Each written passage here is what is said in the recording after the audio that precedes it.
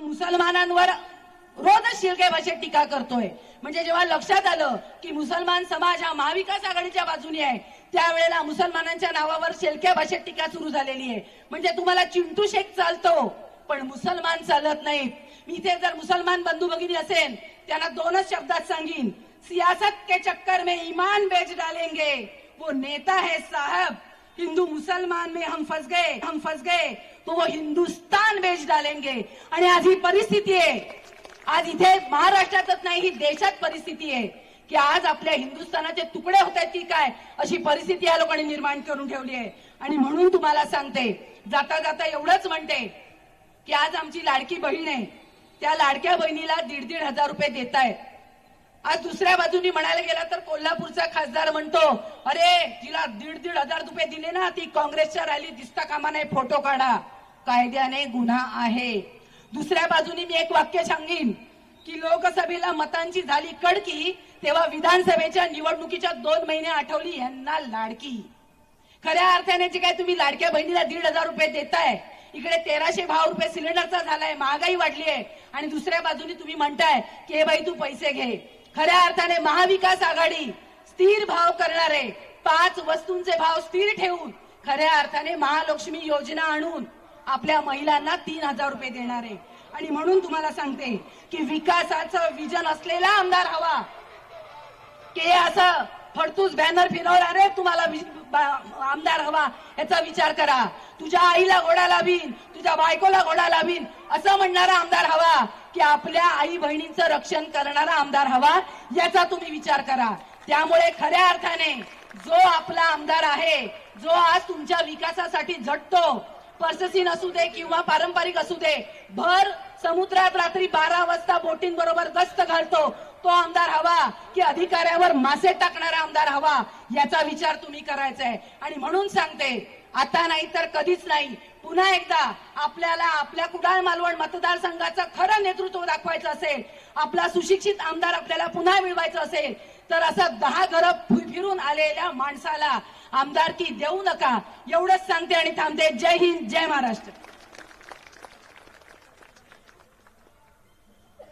धन्यवाद मॅडम. यानंतर मी या ठिकाणी आपल्या जिल्ह्याच्या जिल्हा संघटिका आणि कुडाळ पंचायत समितीच्या उपसभापती मॅडम, माजी उपसभापती मॅडम श्रेया परबताई यांना या ठिकाणी आमंत्रित करते.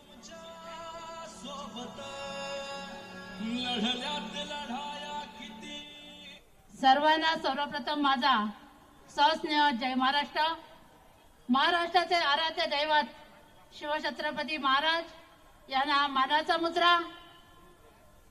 आमचे सर्वांचे दैवत हिंदू हृदय सम्राट सरसेनापती बाळासाहेब ठाकरे यांना या ठिकाणी वंदन करते. घटनेचे शिल्पकार डॉक्टर बाबासाहेब आंबेडकर यांना या ठिकाणी अभिवादन करते. आमचे कुटुंब प्रमुख आदरणीय उद्धवजी साहेब यांना या ठिकाणी मानाचा मुजरा करते. आज या ठिकाणी आपले लाडके आमदार आणि पुढचे पालकमंत्री आदरणीय वैभवजी नाईक साहेब यांच्या प्रचाराचा आज महिला मेळावा आयोजित केलेला आहे. याचे प्रमुख वक्ते आपल्या सुषमाताई थोड्याच वेळात उपस्थित राहणार आहेत. या ठिकाणी उपस्थित असलेले सन्माननीय आमदार वैभवजी नाईक साहेब, त्याचप्रमाणे माजी आमदार आमचे मार्गदर्शक जीजी उपरकर, उपस्थित सर्व जिल्हा प्रमुख आपले सन्माननीय पडते साहेब, उपस्थित सर्वच मंचावरील महाविकास आघाडीचे सन्माननीय पदाधिकारी, पत्रकार बंधू आणि उपस्थित माझ्या सर्व महिला बंधू आणि भगिनीनो, आज या ठिकाणी आपण एका लढवय्या नेतृत्वाला बघतो की तळागाळाची नाळ असणारं नेतृत्व म्हणजे आपले वैभवजी नाईक. आज एवढी उपस्थिती बघून महिलांची वाटते की नक्कीच आपण आपल्या भावाला या ठिकाणी जास्तीत जास्त मताधिक्य देऊन आपल्या विधानसभेवर पाठवणार आहात यात मला काही शंका वाटत नाही. भगिनीनो आणि बंधूंनो, ही निवडणूक आपण वैभव नाईक साहेबांनी केलेली विकास कामं 10 वर्षामध्ये ही समोर घेऊन लढत आहोत. आणि आपण शेजारी बघाल तर शेजारचे आपले कायम 15 वर्ष सत्तेत असणारे मंत्री दीपक केसरकर यांनी केलेली विकास कामं बघाल तर त्या ठिकाणी विकास कामं नाही म्हणून विरोधात त्या ठिकाणी आम्ही निवडणूक लढवत आहोत आणि आपला सच्चा आमदार वैभव नाईक यांच्या कामाची तुलना त्या ठिकाणी होऊ शकत नाही. आता जान्हवीताईंनी पण आपल्या महिला भगिनींना या ठिकाणी सांगितलं की लाडकी बहीण, आज लाडकी बहीण आठवली कधी आपल्याला सगळ्यांना माहिती आहे, परंतु या ठिकाणी महिला भगिनींनो सांगेल की बऱ्याच ठिकाणी प्रचाराला जातात. आम्ही आता जिल्ह्यात ग्रामीण भागामध्ये फिरत असताना अनुभव सांगते, त्या ठिकाणी महिलांना आम्ही सांगत असतो की विरोधक येतील आणि तुम्हाला सांगतील की लाडकी बहीण योजना बंद होईल, परंतु आमच्या महिला भगिनी आम्हाला आवर्जून सांगतात, मॅडम असं होणार नाही, कारण आपलं महाविकास आघाडीची सत्ता येणार आहे आणि वैभवजी नाईक साहेब या ठिकाणी आम्ही पालकमंत्री म्हणून आपल्याकडे येणार आहे, त्यामुळे आपल्या महिलांचा सन्मान होणार आहे. आणि महिलांना सांगेन या ठिकाणी की आपली महाविकास आघाडीचा आणि आमच्या कुटुंब प्रमुखांचा या ठिकाणी जाहीरनामा झालेला आहे आणि या महिलांसाठी महालक्ष्मी सन्मान योजना या ठिकाणी आपल्यासाठी महिलांसाठी येणार आहे. दुसरं सांगेन, विकास कामाचं बघायला गेलात, रस्ते, पाणी, वीज ही विकास कामं नेहमी चालू असतात, परंतु शाश्वत विकास काय असतो हे जर कोणाकडून घ्यायचं असेल तर ते आपले वैभवजी नाईक साहेब. कारण आपण बघितो आपल्या समोरचं स्टँड आहे, एक सुसज्ज असं एसटी स्टँड या कुडामध्ये त्यांनी आपल्या कारकिर्दीत केलेला आहे. आपल्या भगिनी आहेत, त्या भगिनींच्या आरोग्याची काळजी घेण्यासाठी महिला आणि बाल रुग्णालय या कुडामध्ये उभारलेले आहे. आपल्या सर्वसामान्य शेतकऱ्यांची मुलगी या ठिकाणी कुठेतरी MBBS डॉक्टर व्हावेत म्हणून स्वतःचं खासगी नाही तर शासकीय महाविद्यालय सुरू करण्याचं काम आपले वैभवजी नाईक साहेब आणि उद्धव साहेब मुख्यमंत्री असताना या ठिकाणी झालेलं आहे. हे मी या ठिकाणी आपल्या महिला भगिनी याच्या सगळेजण साक्षीदार आहात. आपण या महिला बाल रुग्णालयामध्ये अनेक माझ्या भगिनी मोफत असे उपचार या ठिकाणी घेत आहेत. एक दुसरं सांगेन की आपला आमदार निधी दिव्यांग बांधवांसाठी आणि भगिनींसाठी वापरणारा आणि त्यांना आपल्या वाहन देणारा राज्यातील एकमेव आमदार पहिला असेल तो आपले आमदार वैभवजी नाईक साहेब. कारण सर्वसामान्य जनतेला ज्या गोष्टी हव्या आहेत, आपल्या बांधवांना भगिनींना याचा पूर्ण अभ्यास करणारं नेतृत्व आपल्याला या ठिकाणी लाभलेलं आहे. बोलण्यासारखे अनेक विषय या ठिकाणी बघायला गेलं तर आमच्या माणगाव मध्ये जे आंबेरी पूल आहे, 100 वर्षापूर्वीचा आंबेरी पूल या ठिकाणी गेल्या वर्षी आमदार वैभवजी नाईक साहेबांच्या माध्यमातून पूर्ण झालेला आहे. तर या वर्षी जुना पूल तुटलेला आहे, पण या वर्षी त्या ठिकाणी जाणारी वाहतूक बंद होऊ शकली असती. त्याची विचार गेल्या वर्षी साहेबांनी करून त्या ठिकाणी पूर्ण माणगाववासियांचं स्वप्न पूर्ण केलेलं आहे. हत्तीआटा मोहीम असेल. दुसरं सांगेन की आताच जो पीक विमा आहे, फळपीक विमा याच्या संदर्भात सुद्धा आपल्या साहेबांनी ज्यावेळी जिल्ह्यामध्ये आंदोलन केलं त्यावेळी आपल्या सर्वसामान्य शेतकऱ्याच्या खात्यामध्ये फळपीक विमाचे पैसे जमा झालेले आहेत. आणि अनेक असे विषय आहेत, परंतु अनेक वक्ते या ठिकाणी बोलणार आहेत. त्यामुळे या ठिकाणी आपण सर्वांना सांगते की आपली निशाणी आहे मशाल. आपण सगळीजण मतदान करणार आहोत, परंतु प्रत्येक महिला भगिनींना सांगेन की आपण आपली जबाबदारी आहे की प्रत्येकानं आपण कमीत कमी 10 आणि जास्तीत जास्त 100 मतं कशी वाढू यासाठी सगळ्यांनी प्रयत्न नाही तर 100% करूया आणि आपले वैभवजी नाईक साहेब यांना पुन्हा एकदा तिसऱ्यांदा या कुडाळ मालवणचं नेतृत्व करण्यासाठी विधानसभेवर पाठवूया आणि बाळासाहेबांचं स्वप्न पूर्ण करताना आपल्या उद्धव साहेबांना ज्या गद्दारांनी त्या खुर्चीवरून उतरलं त्यांना धडा शिकवण्याची हीच वेळ आहे. ते स्वप्न पूर्ण करूया आणि आपली नवदुर्गेची धगधगती मशाल घेऊन साहेबांना विधानसभेवर पाठवूया एवढंच सांगते आणि या ठिकाणी आपली रजा घेते. जय हिंद, जय महाराष्ट्र. धन्यवाद मॅडम. यानंतर उद्धव बाळासाहेब पक्षाचे जिल्हा प्रमुख आणि कुडाळचे सुपुत्र आदरणीय संजय पडते साहेब यांना मी या ठिकाणी आमंत्रित करते.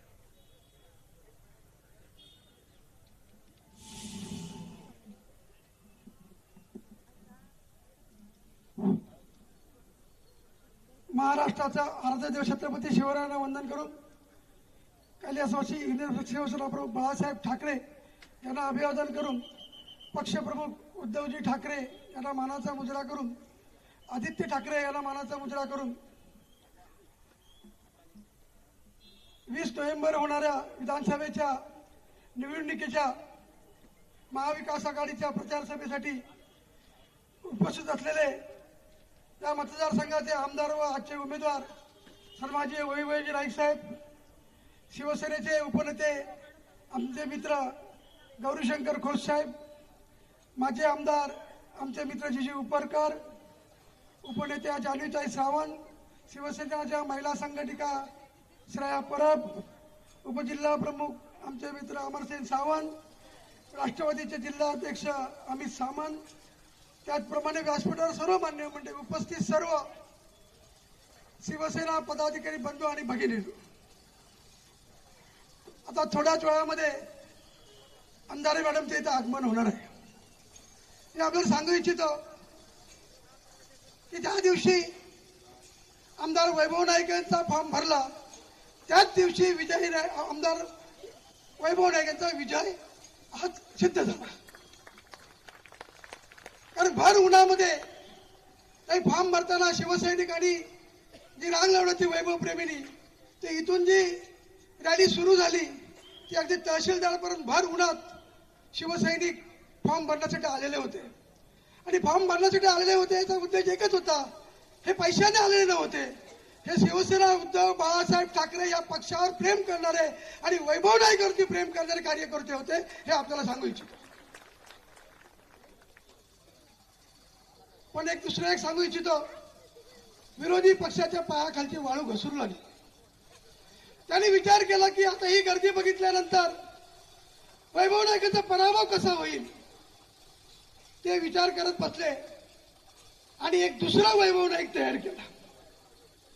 दुसरा वैभव नाईक तयार का केला तर कुठेतरी एक 2-4 हजार मतं जर 5,000 मतं जर त्या वैभव नाईकनी खाल्ली तर निश्चित आपला विजय होईल. पण नियतीच्या मनात काय असतं हे मी सांगण्याची गरज नाही. त्या वैभव नाईकाचा फॉर्म अवैध झाला. हा नियतीने ठरवला, आम्ही नाही ठरवलं. कोणतरी एक शिवसैनिक होता, त्याची सूचक म्हणून खोटी सही घेतली. आम्ही सर्व कार्यकर्ते ताबडतोब त्याचं ऍफिडेव्हिट केलं नोटरीकडे आणि सर्व कार्यकर्ते आम्ही तहसीलदार ऑफिसकडे गेलो. तिथे सुद्धा त्या शिवसैनिक त्यांचे जे कार्यकर्ते होते, जे भाजपचे कार्यकर्ते होते, त्यांनी अडवण्याचा प्रयत्न केला. मी त्यांना विचारलं, दुसरा वैभव नाईक तुमचा कोण लागतो? दुसरा वैभव नाईक अपक्ष उमेदवार आहे ना, तो तुमचा कोण लागतो आणि तुम्ही अडवणारे कोण? भाजपचे कार्यकर्ते तिथे अडवत होते.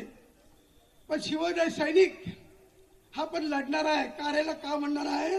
तिथं शिवसैनिक भिडले आणि 5 मिनिटं असताना त्या सूचकला वरती नेऊन आपल्या प्रांताकडे पोहोचवलं. वरती नेला. प्राण मॅडम खाली आल्या. प्राण मॅडम खाली येऊन विचारतायत कशाला, काय झालंय? मॅडम, तो जो वैभव नाईक जो आता फॉर्म खोटा भरलेला आहे, ह्या वैभव नाईकासाठी मतं मिळवण्यासाठी आता अवैध झाला असतो. तर ताबडतोब मॅडम वर गेल्या आणि त्यांचे जे कोण लोक होते आतमध्ये सत्ताधारी पक्षाचे त्यांना बाहेर काढलं. ही शिवसेनेची ताकद आणि ही आमदार वैभव नाईकाची ताकद आपल्याला सांगतो. वैभव नाईक तुम्ही धनशक्तीच्या जीवावर नक्की जिंकाल, एकदा जिंकाल, आता परत नाही. त्यावेळी सुद्धा आम्ही बेसावत होतो, कारण आम्हाला आमचे खासदार सुद्धा वाटत होते की आमच्या 2.5 लाखाच्या मताधिक्याने निवडून येतील. त्यामुळे आमचे कार्यकर्ते सुद्धा शांततेत घेत होते. आणि शेवटच्या 4 दिवसात धनशक्तीचा वापर झाला आणि त्यावेळी ते नारायण साहेब निवडून आले. त्या खासदारांचा आमचा विजय हा निश्चित होता, कारण खासदारांना बिगर पैशामध्ये 4 लाख मतं मिळाली. दुसरे खासदार जे त्याला डबे उभे केले होते त्यांना 21,000 मतं मिळाली आणि निवडून येणाऱ्या खासदाराला 4,048 मतं मिळाली. म्हणजे खऱ्या अर्थाने विजय धनशक्तीचा नाही तर जनशक्तीचा विजय हा निश्चित झालेला होता. आता आपल्याला सांगायचं होतं, गेले 10 वर्ष आमदार मतदारसंघाचं नेतृत्व करतं. 10 वर्षामध्ये त्यांच्या नेतृत्वावर विश्वास ठेवून आमच्यासारखे कार्यकर्ते या पक्षामध्ये आले. शिवसेना उद्धव बाळासाहेब ठाकरे पक्षात आले. कारण वैभव नाईकाचं काम बघितल्यानंतर एक सर्वसामान्यांची ओळख, सर्वसामान्यांचा आमदार म्हणजे वैभव नाईक, आमचा हक्काचा आमदार म्हणजे वैभव नाईक, ह्या मतदारसंघामध्ये त्यांची ओळख होती. आज कुठलाही प्रश्न असो, रस्ता, लाईट, वीज, पाणी या मूलभूत गरजा आहेतच, त्या पूर्ण करण्याचं 10 वर्षात त्यांनी पूर्ण केल्यात. मी यादी जर वाचली अगदी आधी 10 वर्षापूर्वी जी कामं झाली नव्हती ती कामं पहिल्या 5 वर्षामध्ये आमदार पूर्ण करण्याचा प्रयत्न केला, पूर्ण झाली. दुसऱ्या 5 वर्षामध्ये पण पूर्ण झाली. ज्यावेळी चांबाते बांधा योजना होती त्या योजनेमध्ये कृषीवाल्याने जे आपले शेतकरी होते त्या शेतकऱ्यांना ग्लास कटर म्हणा, ट्रॅक्टर म्हणा, पॉवर टिलर म्हणा 450 ते 500 लोकांना या आपल्या मतदारसंघातील लोकांना मिळवून दिलं. चांबाते बांधामधून मच्छीमारांसाठी इन्सुलेटर व्हॅन, त्याप्रमाणे इंजिन जाणे खूप कामं केली. अगदी तुम्हाला सांगतो की लहान डॉक्टर आणून डोळ्याचं ऑपरेशन सुद्धा हे आमदार वैभव नाईक यांच्या माध्यमातून झाले. अनेक विकास कामाबद्दल बोलू नका, पण हक्काचा आमदार 2 वेळा निवडून आलाय. आता 3री वेळा निवडून येण्यासाठी आपण सगळ्यांनी प्रयत्न केले पाहिजेत आणि निवडून आलाच पाहिजे. हॅट्रिक ते करणारच, पण गाफील राहू नका. जनशक्तीच्या जीवावर पण आज सर्वसामान्य जनता हुशार आहे. त्यांना सगळ्यांना माहिती आहे की खऱ्या अर्थाने वैभव नाईक कशा प्रकारे काम करतो. त्यामुळे समोरच्या ह्याच्यावर तुलनाच होऊ शकत नाही आमदारांची. त्यामुळे प्रत्येक कार्यकर्त्याने गाफील न राहता महाविकास आघाडीची सत्ता येणार आहे, त्याच्यात हक्काचा आमदार आपला पालकमंत्री असणं गरजेचं आहे. आणि मला निश्चित खात्री आहे की आमदार वैभव नाईक आमदार होतीलच, पालकमंत्री पण होतील. पण लक्षात ठेवा, सगळ्यांनी काम करताना 2 नंबरचं बटन जे आहे त्या बाजूची निशाणी आहे मशाल, आणि मशाल चिन्हाचं बटन दाबून परत एकदा आमदाराला आपण आमदार करूया आणि मंत्री करूया. एवढं सांगून मी थांबतो. जय हिंद, जय महाराष्ट्र. धन्यवाद पडते साहेब.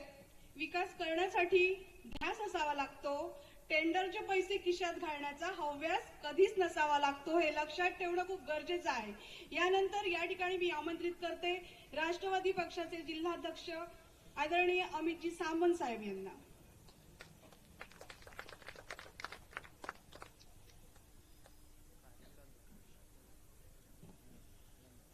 आज या प्रचार सभेच्या निमित्ताने व्यासपीठावर उपस्थित असलेले कुडाळ मालवण मतदारसंघाचे विद्यमान आणि लोकप्रिय आमदार वैभवजी नाईक साहेब, शिवसेनेचे जिल्हा प्रमुख संजयजी पडते, माझे मित्र आणि माजी आमदार परशुराम उपरकरजी, शिवसेनेचे ज्येष्ठ नेते गौरीशंकर खोत साहेब, राष्ट्रीय काँग्रेसचे कुडाळचे तालुका अध्यक्ष अभयजी शिरसाट, अमरसेन सावंत, श्रेया प्रभ मॅडम, विजयजी प्रभू, व्यासपीठावर उपस्थित असलेले सर्व मान्यवर आणि एवढ्या पावसात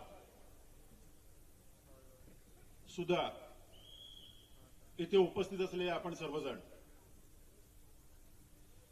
आत्ताच मला वाटतं संजय पडतेंनी सांगितलं की ज्या दिवशी वैभव नाईकांची फॉर्म भरायची रॅली निघाली त्याच दिवशी त्यांचा विजय पक्का झालेला होता.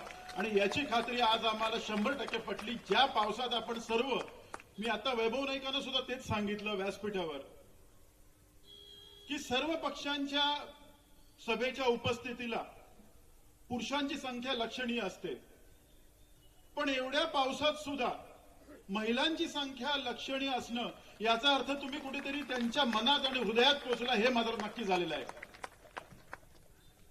आणि वैभव नाईकांनी विकास कामं किती केली, वैभव नाईकांनी कुडाळ आणि मालवणचा विकास किती केला हे विचारण्यासाठी किंवा याचं उत्तर देण्यासाठी आपल्याला कुठल्याही स्पष्टीकरणाची गरज नाही, तर ही गर्दीच आपल्याला दाखवते की वैभव नाईकांनी काय केलेलं आहे ते. फॉर्म भरायला प्रचंड गर्दी, मालवणच्या सभेला त्याच्यापेक्षाही जास्त गर्दी, तुळशीचं लग्न असतानाही सुद्धा प्रचंड गर्दी. काल उद्धव ठाकरेंनी सुद्धा सांगितलं, उद्धव साहेबांनी सुद्धा तेच सांगितलं की एवढी मोठी गर्दी तुळशीचं लग्न असताना सुद्धा कोकणात येते, याचा अर्थ माझा वैभव घराघरात पोहोचलेला आहे याची मला खात्री आहे. आणि आज मगाशी आम्हाला असं वाटलेलं होतं की ही सभा रद्द होईल. मी संतोष शिरसाटांना फोन केला होता, ते म्हणाले काही पावसामुळे शक्यता नाही आहे, कदाचित महालक्ष्मी हॉलमध्ये सभा घ्यायचं असं चाललेलं. पण वैभव नाईकांचा विश्वास एवढा आहे या जनतेवर की त्यांनी सांगितलं काही झालं तरी पावसातच सभा होणार आणि लोक येणार माझ्यासाठी, आणि आम्हाला आज खात्री पटलेली आहे. आणि लोक कुठल्याही अपेक्षेने आलेली 100% कळतात.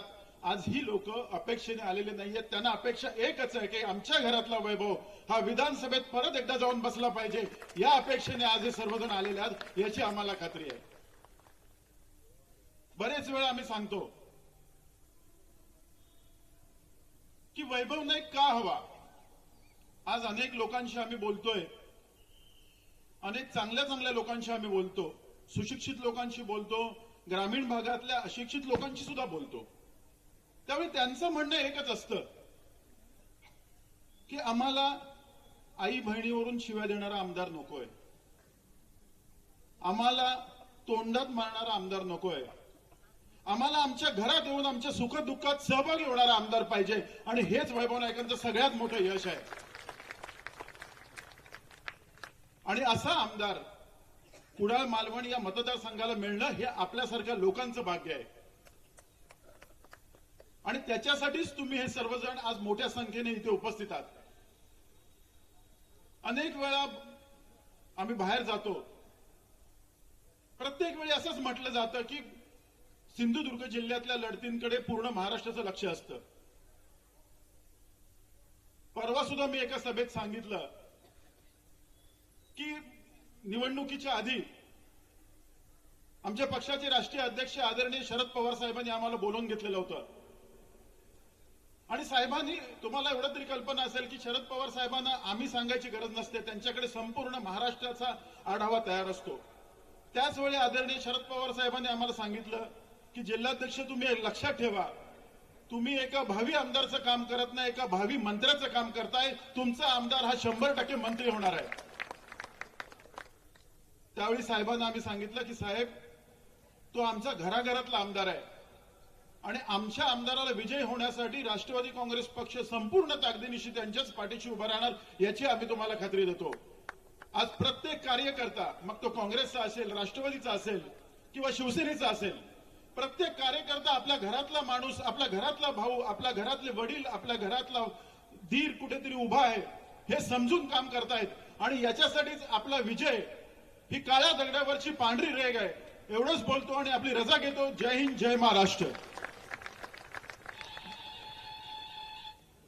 धन्यवाद सामंत साहेब. यानंतर आपल्या पक्षाचे उपनेते आदरणीय गावडी शंकर खोत साहेब यांना मी या ठिकाणी आमंत्रित करते.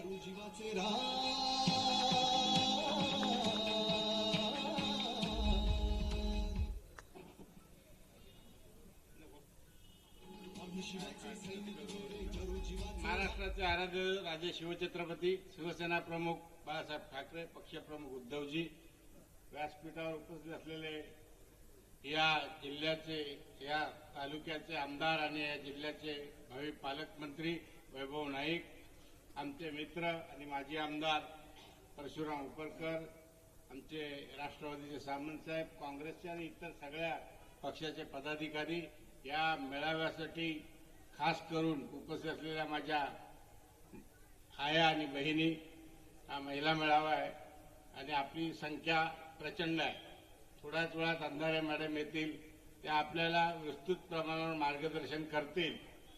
पण काही गोष्टी आपण लक्षात घेतल्या पाहिजेत. वैभव नाईक हे सातत्याने गेली 10 वर्ष आपल्याकडे काम करतायत. कुडाळचं महिला हॉस्पिटलचा उल्लेख झाला, शासकीय महाविद्यालयाचा उल्लेख झाला, एसटी स्टँडचा उल्लेख झाला, अनेक योजना त्यांनी आणल्या. करोनामध्ये ते स्वतः आजारी पडले, हॉस्पिटलमध्ये मुलीसकट गेले, पण ते एकही दिवस बाहेर थांबले नाहीत. आज देशात प्रचार चालू आहे की हिंदू खतरे में है. खरं तर लोकसभेमध्ये यांची पॅन्ट काँग्रेसने काढून घेतली, शर्ट शिवसेनेने काढून घेतला आणि गंजी फ्रॉक मला वाटतं शरद आपल्या पवार साहेबांनी काढून घेतले. आता राहिलंय काय ते लक्षात घ्या, ते या निवडणुकीत आपल्याला काढायचं आहे आणि यांना परत पाठवायचं. अरे हिंदू खतरे में कसा काय? या देशात आपल्याला असं सांगितलेलं आहे, तू हिंदू बनेगा ना मुसलमान बनेगा, इंसान के औलाद है, इंसान बनेगा. आणि त्या देशात तुम्ही आम्हाला हे शिकवताय. तुम्ही सगळ्यांनी लस घेतली आहे का? कोरोनाची घेतली आहे का की नाही? अरे होय की नाही? याचे पैसे पहिले कोणी दिले माहित आहे काय? अजिम प्रेमजी मुसलमान आहे, 1,500 कोटी देणार. कोण? मुसलमान. दुसरे 1,500 कोटी कोणी दिले? रतन टाटानी. कोण आहेत? पारशी आहेत. आणि लस कोणी बनवली? ज्यांना हिंदुस्थान बाहेर जायची वेळ आली होती ते सिरम इन्स्टिट्यूटचे मालक पुनावाला पारशी आहेत. ह्या देशात हिंदू, मुस्लिम, पारसी, ख्रिश्चन, जैन वर्षानुवर्ष गुण्यागोविंदाने राहतात. 400 पारचा घोडा तुमचा अडवल्यावर हिंदू खतऱ्यात आला. खरं तर भाजप खतऱ्यात आहे, म्हणून हिंदू खतरे में ही घोषणा आहे, लक्षात ठेवा. हे दुष्टचक्र ओळखा.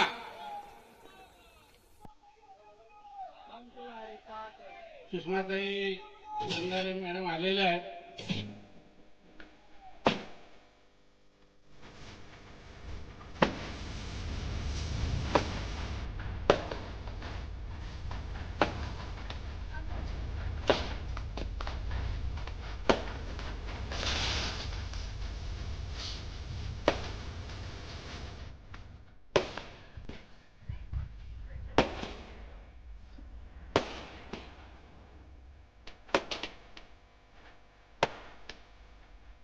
ज्या मतदानाच्या आधारे आपण निवडून जातो तो अधिकार दिला डॉक्टर बाबासाहेब आंबेडकरांनी त्या बौद्ध. मग हे सगळे धर्म इतक्या प्रेमाने या देशात नांदत असताना आणि लोकशाही 75 वर्षाची झाली असताना आणि सगळ्यात बलवान म्हणणारे मोदी स्वतः 11 वर्ष पंतप्रधान असताना हिंदू खतरे में कसा काय? ज्या देशात 85% हिंदू आहे तो खतऱ्यात कसा काय येऊ शकतो? तर खरा भाजप खतऱ्यात आहे, लक्षात घ्या. आपल्याला सगळ्यांना या लोकांना घरी बसवायचं आहे. बाळासाहेबांना धृतराष्ट्र असं म्हणाले होते ना नारायण राणे? तुम्हाला आठवतंय की नाही मला माहित नाही, पण म्हणाले होते आणि खूप वेळा म्हणाले होते. आणि का तर उद्धवजींना त्यांनी पक्षाचं पद दिलं म्हणून. अरे तुम्ही काँग्रेसमध्ये गेलात, निवडून आलात, धृतराष्ट्राचा आरोप करून 6 महिन्यात दुसऱ्या मुलाला खासदार केलात, पुढच्या 4 वर्षात दुसऱ्या मुलाला आमदार केलात. आता तो 10 वर्ष झोपलेला खासदार कधी इकडे आला नाही, पुन्हा निवडणुकीला इथे उभा राहिलाय. तुम्ही झाला 6 महिन्यापूर्वी खासदार, कधी आला नाहीत. आम्ही आमचं नशीब समजतो की त्या धृतराष्ट्राच्या काळात तुम्ही जन्माला आला नाहीत. तर तुम्हाला 100 मुलं असती तर या नगरसेवक पदाला सुद्धा आम्हाला उभं राहता आलं नसतं. खरे धृतराष्ट्र हे आहे, खरे धृतराष्ट्र हे आहेत घराणेशाही यांच्याकडे. अरे माझं ऐकू नका. गडकरीने काय सांगितलंय? घराणेशाहीला मत देऊ नका. आणि घराणेशाही खरी ही आहे. आणि यांना शिवसेनेत ती राबवता येत नव्हते म्हणून यांनी पक्ष सोडला. शिवसेनेमध्ये आमदार हे, काँग्रेसमध्ये आमदार हे, भाजपमध्ये आमदार हे, शिवसेनेत मंत्री, काँग्रेसमध्ये मंत्री, मुख्य विरोधी पक्षनेते, मुख्यमंत्री, जिल्ह्याच्या ग्रामपंचायतीपासून, पंचायत समितीपासून, तुमच्या जिल्हा बँकेपासून, तुमच्या विधानसभेपर्यंत सगळी सत्ता 2024 पासून 2024 पर्यंत 2090 पासून आज 34 वर्ष आम्ही तुमच्या हातात दिली. आणि तुम्ही आता 34 वर्षांनी सांगताय आम्हाला विकास करायचा आहे. तर आमच्या जीवनातली तुम्ही जी 34 वर्ष फुकट घालवलीत त्याला जबाबदार कोण? एक लक्षात ठेवा. घराच्या मागे तुम्ही एक आंबा लावलात, त्याला खत दिलात, पाणी दिलात, कलटार घातलात. त्या आंब्याला, त्या झाडाला आंब्याचे आंबे लागले नाही तर त्या आंब्याचं काय करायचं? काय करणार? बरोबर ना? मग 34 वर्ष हे विकास करू शकले नाहीत. पुन्हा सत्ता देऊन आपल्या जीवनातली वेळ कशासाठी वाया घालवायची? तुम्ही वैभव नाईकांवर आरोप केलात. काय आरोप केलात? की हे कंत्राटमधून पैसे खातात. तुम्ही त्यांची एसीबीची चौकशी लावली आहे. 2.5 वर्ष झाली. या एसीबीच्या कार्यालयावर म्हणजे लाचलुचपत प्रतिबंधक विभागाच्या कार्यालयावर महाराष्ट्रामधून आरोप झाल्यानंतर मोर्चा घेऊन येणारा पहिला आमदार म्हणजे वैभव नाईक आहे. मला माहित आहे, तुम्हालाही माहित आहे. चोर कधी स्वतःहून पोलीस स्टेशनला जात नसतो. मग 2.5 वर्षात एकही पुरावा का देऊ शकला नाहीत? ज्या दिवशी पक्षाची फूट झाली, ज्या दिवशी पक्षात उभी फूट पडली, त्या दिवशी मी मुंबईला होतो. वैभव नाईकांना फोन केला, साहेब काय आता काय करणार तुम्ही? ते म्हणाले माझ्यासमोर 2 पर्याय आहे, एक तर भाजप किंवा जेल. मी एक वेळ जेल पसंत करेन पण भाजपमध्ये जाणार नाही, कारण माझ्या जनतेने मला निवडून पाठवलेलं आहे. अशा प्रकारची निष्ठा दाखवणारा सतत 10 वर्ष काम करणारा, घराघरात पोचलेला आणि एका माजी मुख्यमंत्र्याला पाडून परत मुंबईला पाठवणारा वैभव नाईक आपल्याला हवा आहे. की जेव भेटल्यावर म्हणजे जो समोर उमेदवार उभा आहे तो जे काय चिपळूणमध्ये बोललाय, जे काय भाषण केलंय ते जर महिलांना आठवत नसेल तर मुलांकडून युट्यूब काढून घ्या आणि बघा. त्याला नजरेला नजर कुठची महिला भिडवू शकते काय हो? त्याला घरात घेऊन त्याचा आदर सत्कार करू शकते काय हो? अशा उमेदवाराला आपण निवडून द्यायचं आहे का? की वैभव नाईकांसारख्या सातत्याने काम करणाऱ्या, दहशतवादाविरुद्ध लढणाऱ्या, संघर्ष करणाऱ्या उमेदवाराला निवडून द्यायचा आहे? दुसरा एक छोटासा मुद्दा घेईन, कारण अंधारे मॅडमना आणि वैभव नाईकांना बोलायचं. आपण बऱ्याच सभेत बोललेलो आहे. यांना खूप लाडक्या बहिणींची काळजी आलेली आहे. 60 वर्षावरची महिला जास्त संकटात असते की त्याच्या खालची असते? आपल्याला आई पण आहे आणि सासू पण आहे ना. खरी तर त्यांची काळजी पहिल्यांदा घ्यायला पाहिजे होती ना.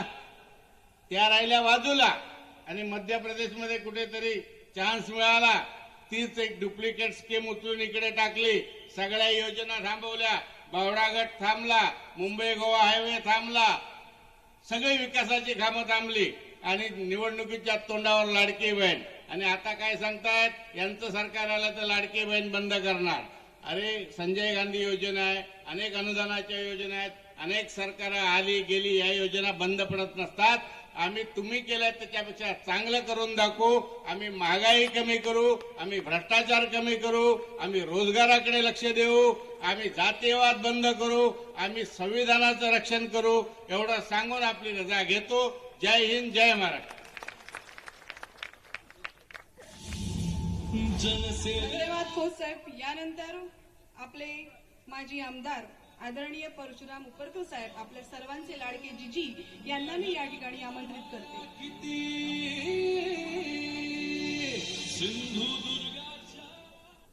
महाराष्ट्राचा आराध्य दैवत छत्रपती शिवाजी महाराज, हिंदू हृदय सम्राट सरसेनापती बाळासाहेब ठाकरे, पक्षप्रमुख सन्माननीय उद्धव ठाकरे आणि ज्यांच्या प्रचाराला आपण उपस्थित असलेले आपल्या सर्वांचे लाडके आमदार आणि भविष्यात होणारे जिल्ह्याचे पालकमंत्री सन्माननीय वैभव नाईक, ज्यांचे विचार आपण सर्व महिला ऐकणार आहात, त्या आमच्या सुषमाताई अंधारे, आमचे मित्र अमित सामंत, या जिल्ह्याचे जिल्हाप्रमुख सन्माननीय संजय पडते, आमचे मित्र गौरीशंकर खोत, मंचकावर बसलेले सर्व मान्यवर आणि तुम्ही बसलेल्या सर्व महिला भगिनी आणि भातांनो, मालवणी बोला बोल. आणि ह्या स्टेजवर बऱ्याच वेळा मी मालवणीतून बोललोय आणि मालवणीतून आपले झालेले निवडा नेले. खऱ्या अर्थाने फॉर्म भरताना मी तुम्हाला सांगितलं होतं की संजय आपल्या असलेल्या उमेदवाराचा फॉर्म भरताना वैभव नाईकांनी तुमका तापवल्याने, तर तापवून तुम्ही खरोखर चांगलो प्रचार केला. आता थोडी वेळ रवली, वैभव नाईकांनी तुमका सावलीत पावसात बसवल्याना भविष्यात तुमका आनंदी ठेवणारा, त्यासाठी आपल्या वैभव नाईका निवडून द्यायचा असा. पण जो माणूस तुमका उन्हात ठेवल्यान, आता पावसात ठेवल्यान, आता यानंतर तुमका मजेत ठेवणारा 5 वर्ष त्या आमदाराच्या पाठी आपण उभे राहायचं. आज या ठिकाणी मगाशी आमच्या अमितने विचारले, आमचं वैभव नाईक दारू पिता काय हो? आमचं वैभव नाईक चरस गांजा काय घेता काय हो? मग समोरच्याच बद्दल सांगूची गरज नाही. मी एवढ्या सोप्या भाषेत सांगितलंय, तुम्ही काय तर समजून घ्यावा. कारण आमचं वैभव नाईक कधी दारूच्या अड्ड्यावर भेटणार नाही, आमचं वैभव नाईक कधी रात्रीचो भेटणार नाही. तो वैभव नाईक तुमच्या असलेल्या अडीअडचणी, तुमच्या असलेल्या सुखदुःखाची चर्चा करण्यासाठी तुमच्यापर्यंत येऊ शकतो. दुसरं काय, त्यांचेच कार्यकर्ते सांगत होते, जीजी यावेळी काय करा, तुम्ही सर्वजण शिवसेने दिलात जुने, आमका पण यावचा. आम्ही हय रवलो तरी तुमची मशालच आम्ही दाबणार. कारण आमका या घराणेशाही नको. या घराण्याशाहीन आमका कंटाळलं. आज हे मुला येईल, उद्या नातू पण येत आमच्यावर. आम्ही काय नातवाचं काम करायचा? आमची चालली लाकडा घरात. म्हणजे अशा पद्धतीने ते काम करतं. मग अशा एका आपण संधी घेऊची नाही काय? त्यांची आपल्याला मदत मिळणारा. त्यांनी आता आकडो 1,500 काढल्या नाही, मतांका 1,500 देऊचो आकडो काढले नाही. काढून दे. पैसे कसे मिळवतात ते तुमका मी परवा ऑडिओ क्लिप ऐकवले.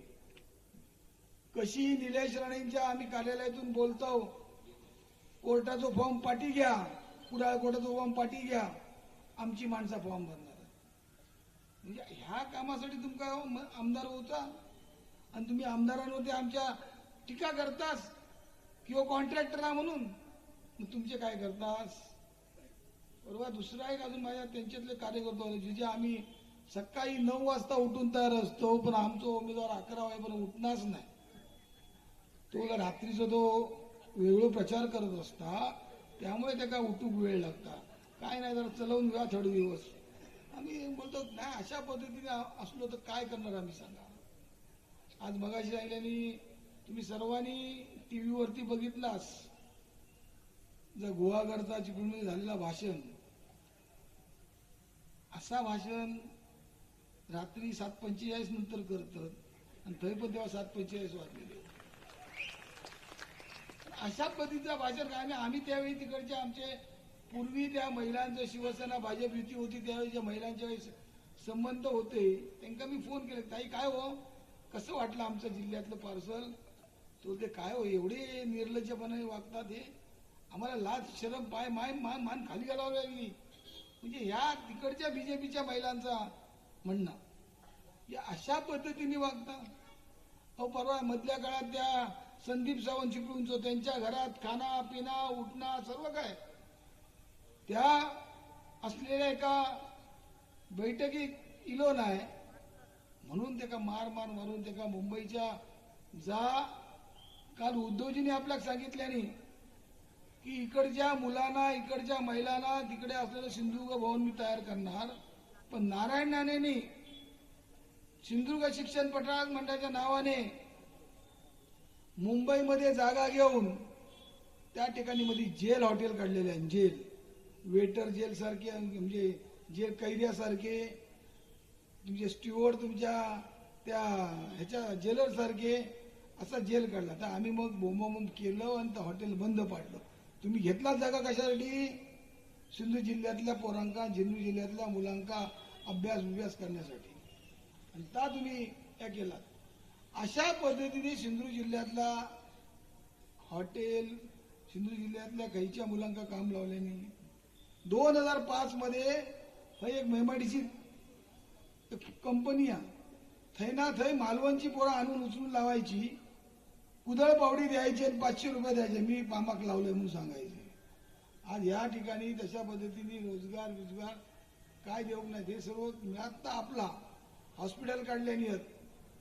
करोना काळामध्ये सर्वांनी अनुभव घेतला असाल, प्रत्येक घरातल्या प्रत्येक पंचक्रोशीतला मनुष्य त्या ठिकाणी गेलो असा त्यांच्या हॉस्पिटलला. काही पेशंट परत इले असेल, काही पेशंट आपले निधन झाला असा. किती लाख रुपये घेतल्याने? 2 लाख, 5 लाख, 8 लाख. हो तिकडे असलेली सरकारने ज्या उद्धव ठाकरेंका बोलतात नाही की 2 घरात बसून बनवले होते, आणि तुम्ही काय केला? गोरगरिबांका जनतेका मिळणारी जी असलेली महात्मा ज्योतिबा फुले आरोग्य अभियान ती बंद केला आणि लोकांकडून लुटलात पैसे. ह्या तुमका शोभता काय हो? तुम्ही जिल्ह्याच्या जनतेच्या विकासात मगाशी आमच्या खोतांनी सांगितलं, यांना 34 वर्ष विकास करतात, 34 वर्ष जनतेक लुटतात, ते बाकी काय करणार नाही. स्वतःचे कसले जमिनी, स्वतःचे पेट्रोल पंप, स्वतःचे हॉटेला, स्वतःचा सर्व काय स्वतःचा करीन ता मी. म्हणून मी म्हणतोय राणी प्रायव्हेट लिमिटेड कंपनी स्थापन केली आहे. ती राणी प्रायव्हेट लिमिटेड कंपनी खरा नवताळचा ताळा लावचा आपल्या, आणि ती बंद करून टाकूच्या नाही का. बरं त्यासाठी आपण पेटून उठू गया की असली घराणेशाही आपल्या जिल्ह्यात आपण कधीच चालवलं नाही. आजपर्यंत इतक्या वर्षात जे आमदार झाले, जे खासदार झाले, त्यांनी कधीच घराणेशाही केली नाही. पण ह्याच माणसानं आपल्या मुलाक, आपल्या दुसऱ्या मुलाक ह्या करण्याचा प्रयत्न केला. ह्या आपल्या खऱ्या अर्थाने जनतेक सातत्याने सांगण्याची गरज आहे आणि जनतेमध्ये चीड असा. आज आम्ही काही ठिकाणी फिरतो, जुने जुने काँग्रेसवाले, जुने जुने जनता दलवाले भेटतात. ते आमका सांगतात येऊन बाहेर, जिजीनू यावेळी खरोखर तुम्ही इलाज बरा झाला, पण खरोखर या असलेला या पार्सल परत मुंबईत पाठवा. तुम्ही आणलात ना तर तसाच परत पाठवा बापाशी सकट, असा आज लोक सांगतात. लोक असा सांगतात. त्यामुळे त्या पार्सल पाठवण्यासाठी किती काय झाला, दिवस रात्र तुम्ही आज महिला असाच, तुम्ही लोकांच्या चुलीपर्यंत जाऊ शकतास. लोकांच्या चुलीत जाऊन सांगा, लोकांच्या घरात जाऊन किचन मध्ये जाऊन सांगा की बाबांनो यावेळी मशाल हीच आपल्या गोय्या आणि मशाल शिवाय पर्याय नाही, ह्याच आपल्याला करण्याची गरज आहे. आणि म्हणून तुम्ही आज खऱ्या अर्थाने आज महिला एवढ्या संख्येने येऊन पावसात तुम्ही या ठिकाणी बसलात आणि वैभव नायकांना पाठिंबा दिलात. ह्या खऱ्या अर्थाने विजयाची नांदी आहे. सांगा त्या राणेंका, सांगा त्या उमेदवारात, असली महिला आणि असले सर्व मतदार तुका शोधून मिळवचे नाही, होते तुझ्या बरोबर, आता तुझ्यावर रवले आहेत. कारण तुझ्यावर तुझा जो वृत्ती निघाली आहे, तुझी प्रवृत्ती निघाली आहे, तुझ्या प्रवृत्तीच्या मुलाक उभं केलंस, त्या मुलाक कधी हे आमचे मतदार निवडून देणार नाही, निवडून आणणार नाही, ह्या सांगण्याची गरज आहे. म्हणून आज आपण आज या सर्व पद्धतीने राणे बघा कसा कशी परिस्थिती आहे. ही परशुरामाची भूमी आहे. हय करा हयच बरा.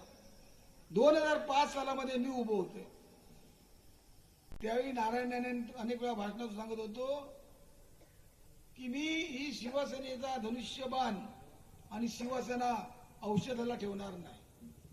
काय नियती बघा, चोरलेलं धनुष्यबाण, काळ्या बाजारातलं धनुष्यबाण आज घेऊन दारादारात फिरता लोकांच्या. ज्या असलेल्या खासदाराक, असलेल्या मंत्र्याक, असलेल्या केंद्रीय मंत्र्याक लोकांच्या दारादारात घेऊन आपल्या जिल्ह्यात भीक मागता मताची, आणि तो पण चोरलेलो धनुष्यबाण. अरे चोरलेलो धनुष्यबाणात घेऊन फिरतस. जी शिवसेना संपोग निघालं ती शिवसेना संपली नाही. बाळासाहेबांची शिवसेना कायम असा आणि बाळासाहेबांची शिवसेनेचे मशाल ही कायम राहणारा. तुझं धनुष्यबाण लवकरच जाणारा. कारण तुझ्या धनुष्यबाणाचे शिंदे येणार नाहीत. शिंदे परत निवडा येऊचे नाही, परत मुख्यमंत्री होणार नाही. आताच भारतीय जनता पक्षामध्ये जा काही चल्ला भांडणा ती बघितलाच. परवा एक क्लिप निघालेली त्या विशाल परब बरोबर बोलतानाची, तुम्ही ऐकलात. त्या क्लिप मध्ये कसा केसरकर येतो आहे आणि कसे राणे येत आहेत त्यांचं मी बघतो पुढे मुख्यमंत्री झाल्यानंतर.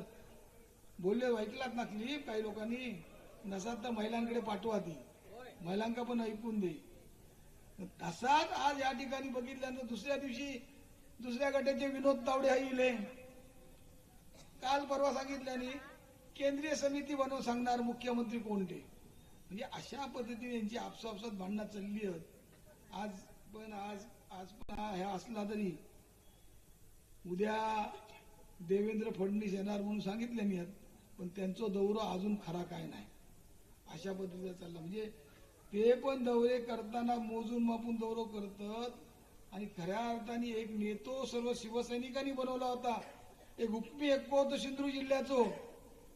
त्या नेत्याची काय हालत करून ठेवली निवड जिल्ह्यातल्या लोकांनी.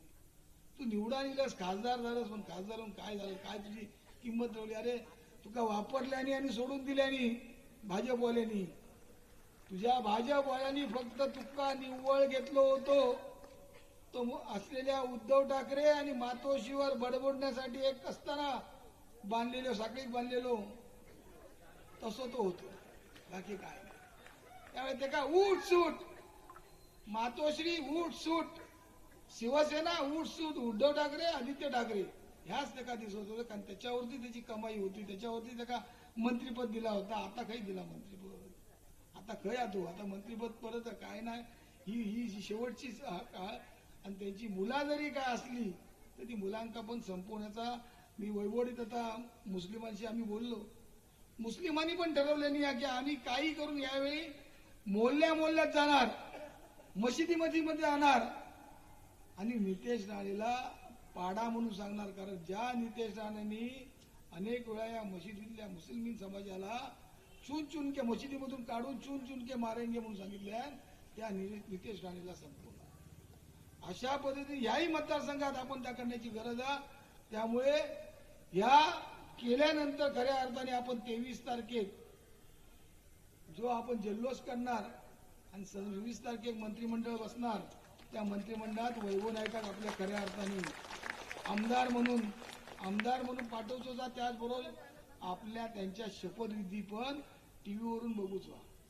थंय लोकांका बघूक एवढे जागांका मिळणार नाही, पण टीव्ही लावून ती शपथविधी तुमका बघण्याचा योग येणारा हे मी ह्या ठिकाणी सांगतो. कारण ही इकडची सभा नेहमी विजयी सभा होत असता. त्यामुळे या सभेची विजयी सभा ही तुमची होणार आणि विजय वैभव नाईकाचाच होणार. त्यांना सांगा तू आपलं आराम कर, रात्रीचं जो काय काम बिंदास कर आणि तुला काय करूचा बिंदास झोप, काय हरकत नाही. तुम्ही सर्वांनी परत एकदा तुमका सांगताय 20 तारखेक मशाल पहिला सकाळी उठा आणि मशाल. कारण पुरुषांनी आज टिपोरा जत्रा चालू आली, भजी खाताना चाय पिताना स्टॉलवर जर जाशाल ते सांगा मशाल. आणि महिलांनी तुम्ही ओटी घेऊन जातालास तेव्हा पण देवळातल्या महिलांशी चर्चा करा. आपली मशाल मशाल मशाल या सांगा आणि आपल्या वैभव नायकांचा विजयी करा. एवढाच या ठिकाणी थांबतोय आणि थांबतोय. जय हिंद, जय महाराष्ट्र. जनसेवेला तत्पर सदैव तुमच्या. उबरकर साहेबांनी मगाशीच म्हणालेत की आमदारांनी तुमका तापवलेनी, उन्हात ठेवलेनी, आता पावसात ठेवलेनी. पण खऱ्या अर्थान गेली 15 वर्षा आमचो वैभव, आमचो आमदार ऊन वारो पाऊस कशाशी तमा न बाळगता या मतदारसंघातल्या प्रत्येक जनतेच्या पाठीशी खंबीरपणे उभं राहिलो. अशा या आमच्या वैभवला ही जनता कधीही विसरणार नाही. या ठिकाणी मी प्राचारणा करते आपले सर्वांचे लाडके आमदार आणि भावी पालकमंत्री आदरणीय वैभवजी नाईक साहेब यांना.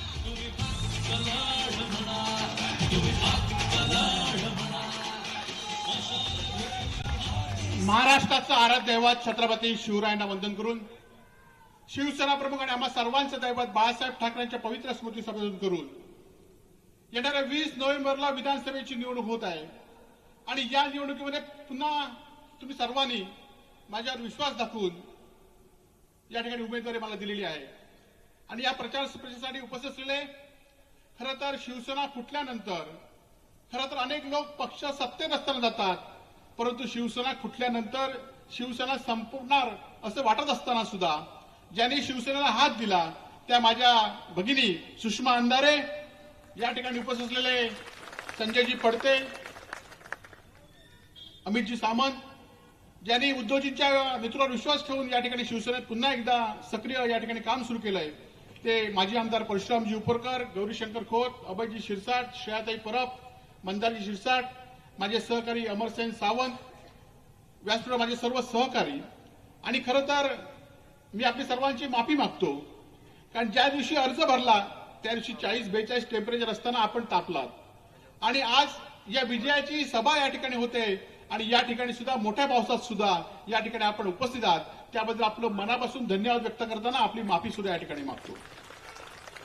खरं तर सुषमाताई, एखाद्या सामान्य माणसाने सामान्य जनतेसाठी काम केलं तर सामान्य जनता कशी उभी राहते ही या ठिकाणी गेले 15 दिवसात या सिंधुदुर्ग जिल्ह्यातल्या आणि महाराष्ट्रातल्या जनतेने या ठिकाणी बघितलंय की मी उमेदवार नाही तर आपण उमेदवार आहेत असं या ठिकाणी काम ही जनता आणि या ठिकाणी मतदार या ठिकाणी करतायत.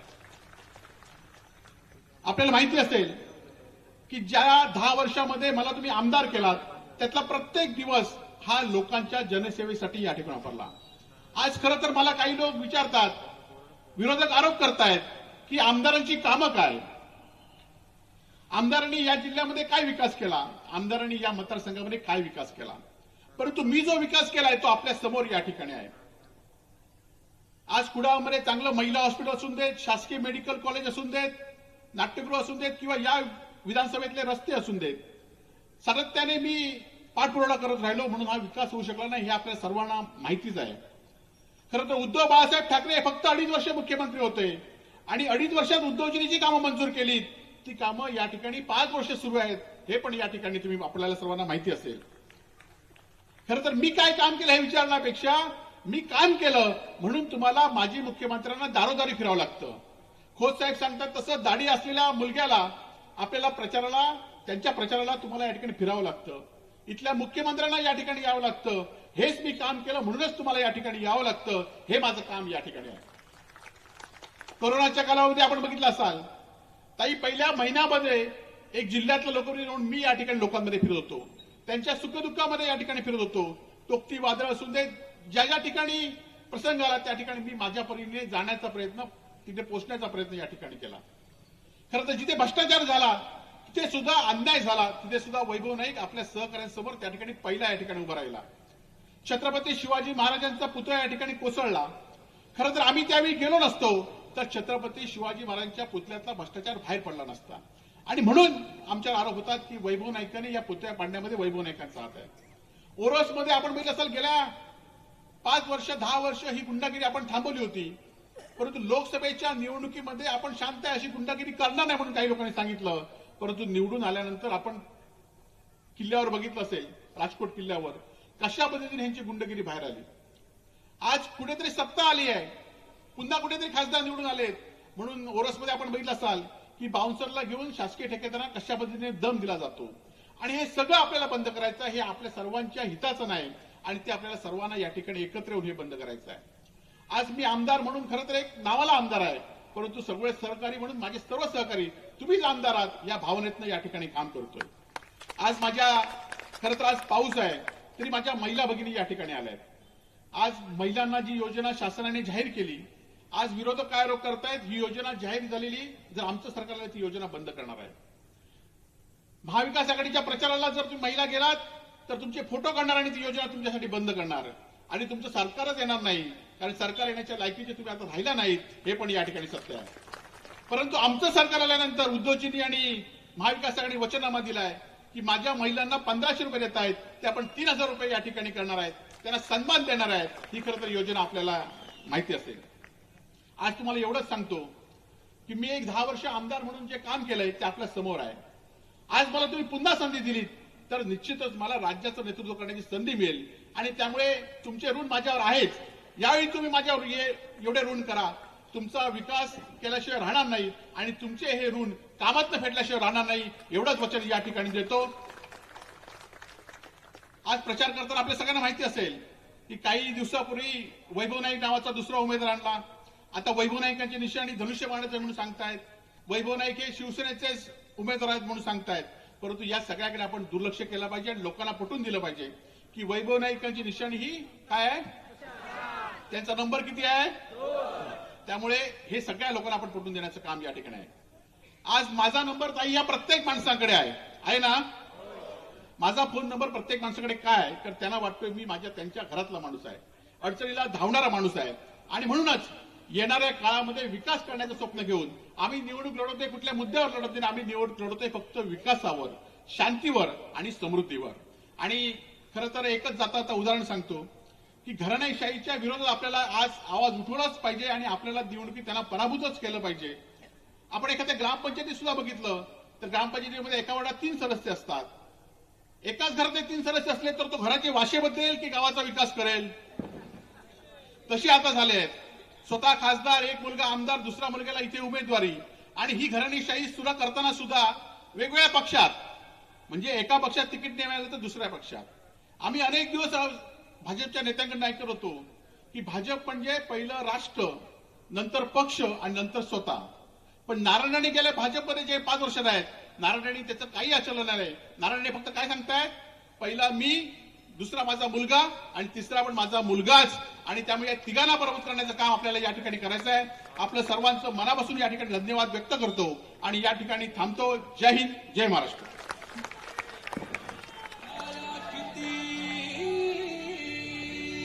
हम तुम्हारे साथ हैं. या ठिकाणी एक आवर्जून नक्की सांगेन की राणे प्रायव्हेट लिमिटेड कंपनीच्या काही स्वयंघोषित कुळाच्या नेत्यांनी आत्ताच आपला स्टेटस ठेवलाय की पावसाच्या आगमनामुळे सुषमाताई अंधारे यांची सभा कॅन्सल झाली आहे. अरे भाजपच्या काय आणि राणे समर्थकांच्या या प्रत्येक स्वयंघोषित नेत्याला मी सांगते, अरे ही ओरिजिनल शिवसेना आहे आणि हा शिवसैनिक हा बाळासाहेबांचा शिवसैनिक आहे. ऊन असो, वारा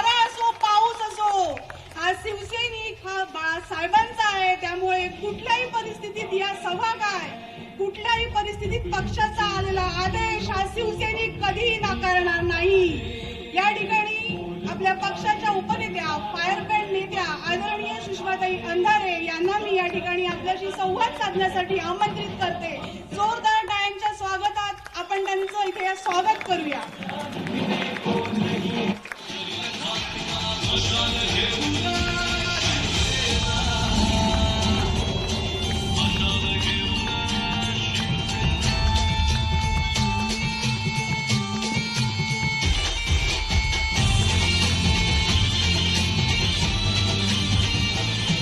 महिलांना देणी बळ, ज्येष्ठांसाठी कळा.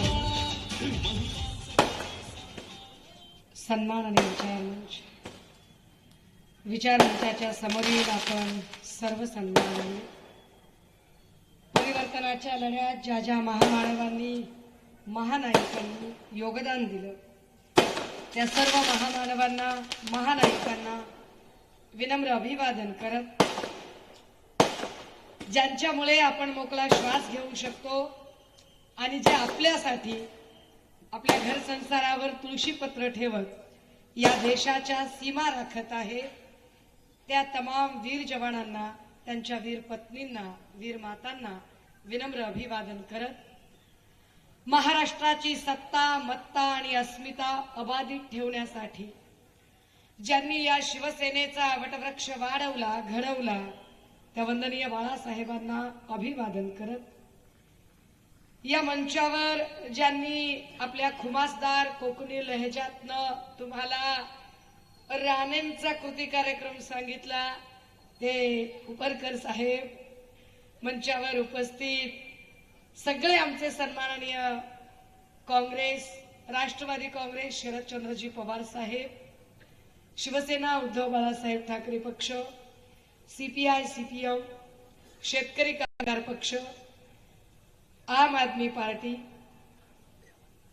Republican Party of India Gavai गट सर्व समविचारी पक्ष संघटनांचे सन्माननीय पदाधिकारी ज्यांच्यासाठी ही सभा संपन्न होत आहे ते कुडाळ मालवण विधानसभेचे महाविकास आघाडीचे एकमेव अधिकृत उमेदवार श्री वैभव नाईकजी या सभेचं वार्तांकन गावखेड्यापर्यंत पोहोचवण्यासाठी प्रयत्न करणारे आमचे सर्व प्रिंट तथा इलेक्ट्रॉनिक माध्यमांचे मान्यवर प्रतिनिधी आणि आपण सर्व भावांनो आणि बहिणींनो खरं म्हणजे थोडं माझं सायलेन्सर खराब झालंय 5 तारखेपासून कंटिन्यू सभा देतेय त्यामुळे जरा लोड आहे पण आपण समजून घ्याल आणि आपण शब्दांचे अर्थ समजून घ्याल अशी अपेक्षा आहे. पहिल्यांदा तर मी आपल्या सगळ्यांना एक स्पष्ट केलं पाहिजे काय होतंय ना की आपण टीव्ही बघतोय सतत आणि टीव्हीवर एवढा जाहिरातीचा मारा केला जातो एवढा जाहिरातीचा मारा केला जातोय आणि आपल्याला असं वाटतं एवढ्या जाहिराती बघून की काय होईल वारं कुणाचं वातावरण कुणाचं असं एक चित्र निर्माण केलं जाते. मी आपल्याला अत्यंत जबाबदारीनं सांगितलं पाहिजे मी आज 20व्या जिल्ह्यात आहे. मी साधारणतः गोंदिया गडचिरोली चंद्रपूर भंडारा नागपूर अमरावती यवतमाळ हिंगोली नांदेड लातूर धाराशिव संभाजीनगर जालना परभणी बीड नगर नाशिक जळगाव धुळे कोल्हापूर मिरज सांगली इकडे ठाणे आणि कल्याणचा परिसर अगदी बांद्र्यापर्यंत जाऊन आले आणि 20 जिल्हा फिरल्यावर तुम्हाला सांगते राज्यातलं वातावरण फिरलेलं आहे जनतेचं ठरलेलं आहे आणि लोकसभेसारखीच विधानसभेला सुद्धा जोरदार मुसंडी महाविकास आघाडी मारत आहे. सगळीकडे अफलातून वातावरण आहे. रात्री तर अक्षरशः मला राधानगरीत पोहोचायला एवढा उशीर झाला पाऊस प्रचंड पडला होता 10:30 पावणे 11 वाजता मी पोहोचले. सभा होणार नाही तरी सुद्धा लोक तशीच अक्षरशः जाग्यावर खिळून राहिलेली हे जे वातावरण आहे, हे वातावरण फार महत्वाचं आहे. दादा हो, का आपल्याला हा निर्णय घ्यायचा आहे आणि 20 तारखेला आपल्याला मशालीचं बटन का दाबायचं आहे, हे पहिल्यांदा आपण जरा नीट समजून घ्या. फेक नरेटिव्ह असा एक शब्द लोकसभेच्या नंतर रूढ करायचा प्रयत्न झाला, पण मुळात फेक नरेटिव्हचं महानिर्मिती केंद्र जर कोण असेल तर महाराष्ट्रातलं फेक नरेटिव्हचं महानिर्मिती केंद्र हे दस्तूरखुद्द देवेंद्र फडणवीस आहेत. फडणवीस सातत्याने खोटं बोलत राहतात. खरं तर फडणवीसांना आपण म्हणजे काही त्यांचे भक्तुल्ले जे 25 पैशाच्या हिशोबाने मेसेज वगैरे पेरणारे भिकार भाजणे असतात, ते त्यांना चाणक्य वगैरे म्हणायचा प्रयत्न करतात. पण फडणवीस काही चाणक्य कॅटेगरीत येत नाही, कारण चाणक्य नेते घडवत असतो. लक्षात घ्या, चाणक्य नेते घडवतो. म्हणजे असा जर प्रश्न विचारला की पवार साहेबांनी कुणाला घडवलं, तर आपण सांगू शकतो दिलीप वळसे पाटील असतील किंवा त्यांच्याकडे असणारे जे अनेक नेते आहेत, अगदी त्यांचे अजित पवार साहेब असतील, हसन मुश्रीफजी असतील, प्रफुल्ल पटेल असतील, सुप्रिया सुळे असतील, या सगळ्या नेत्यांना कुणी घडवलं तर ते पवार साहेबांनी घडवलं. बाळासाहेबांनी कुणाला घडवलं? अनंतराव अडसूळ असतील किंवा चंद्रकांतजी खैरे असतील किंवा त्यांच्या सोबत काम करणारे अनेक असे नेते सांगता येतील की जे बाळासाहेबांनी घडवले. अगदी छगन भुजबळांपासून ते आत्ता जे मातोश्री आणि ठाकरे घराण्यावर भुंकण्याचं काम करतायत त्या राणेंपर्यंत हे सगळे जर नेते कुणी घडवले असतील तर ते वंदनीय बाळासाहेबांनी घडवले.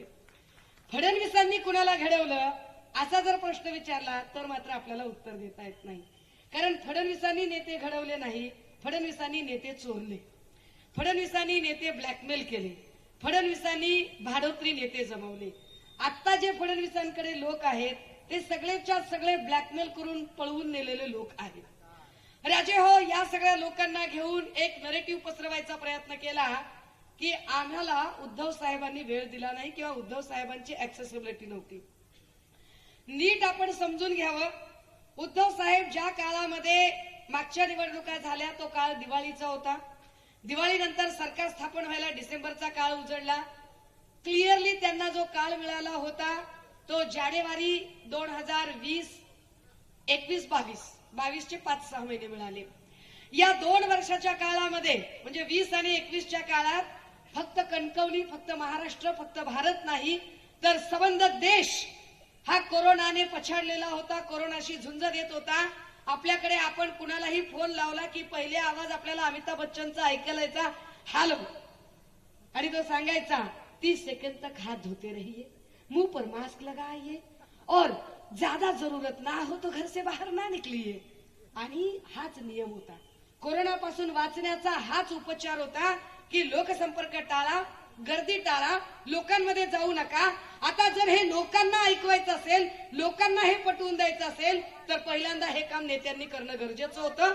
अगदी केंद्रामध्ये तिथे असणारं सरकार ज्यांचं आहे त्या भाजपचे पंतप्रधान नरेंद्र मोदी सुद्धा ताली बजा करके, थाली बजा करके हे सगळं सांगत होते. 22 जानेवारीला आपल्याकडे जनता कर्फ्यू झाला. सगळ्यांनी जनता कर्फ्यू स्वयंस्फूर्तीने पाळला होता, कारण कोरोनाच्या काळात मृत्यू आपण जवळून बघितला होता. अशाही काळामध्ये सन्मान्य पक्षप्रमुखांनी आपल्या सगळ्यांची काळजी घेतली.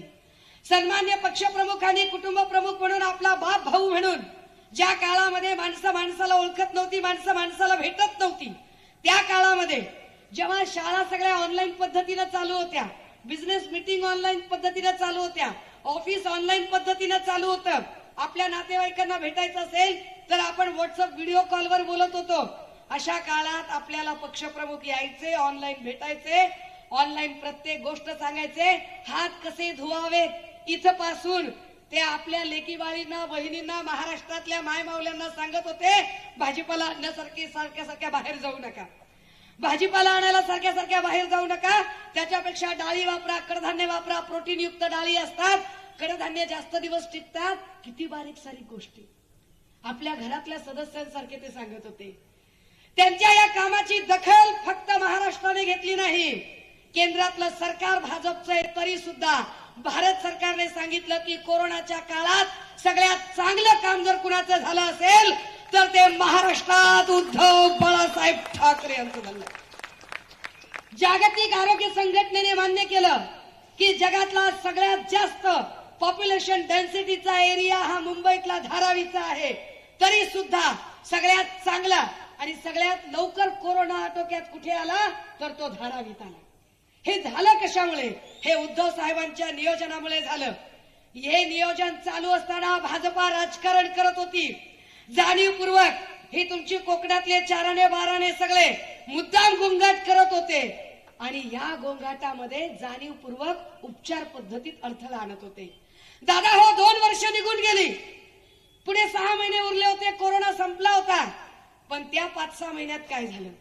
त्या 5-6 महिन्यामध्ये उद्धव साहेब आजारी पडले, मणक्याचा आजार जडला, शरीराचा एकही भाग हलत नव्हता. मृत्यूच्या दाढेमध्ये उद्धव साहेब होते. आदरणीय रश्मी वहिनींच्या डोळ्यामध्ये चिंतेचं काहूर माजलं होतं.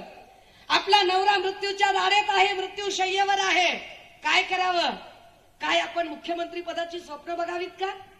काय आपण राजकीय ट्विट करावेत का? आपण राजकीय भाष्य करावं का? काय करावं त्या माऊलीनं? पण आमच्या 2 भावजयांमध्ये फरक आहे.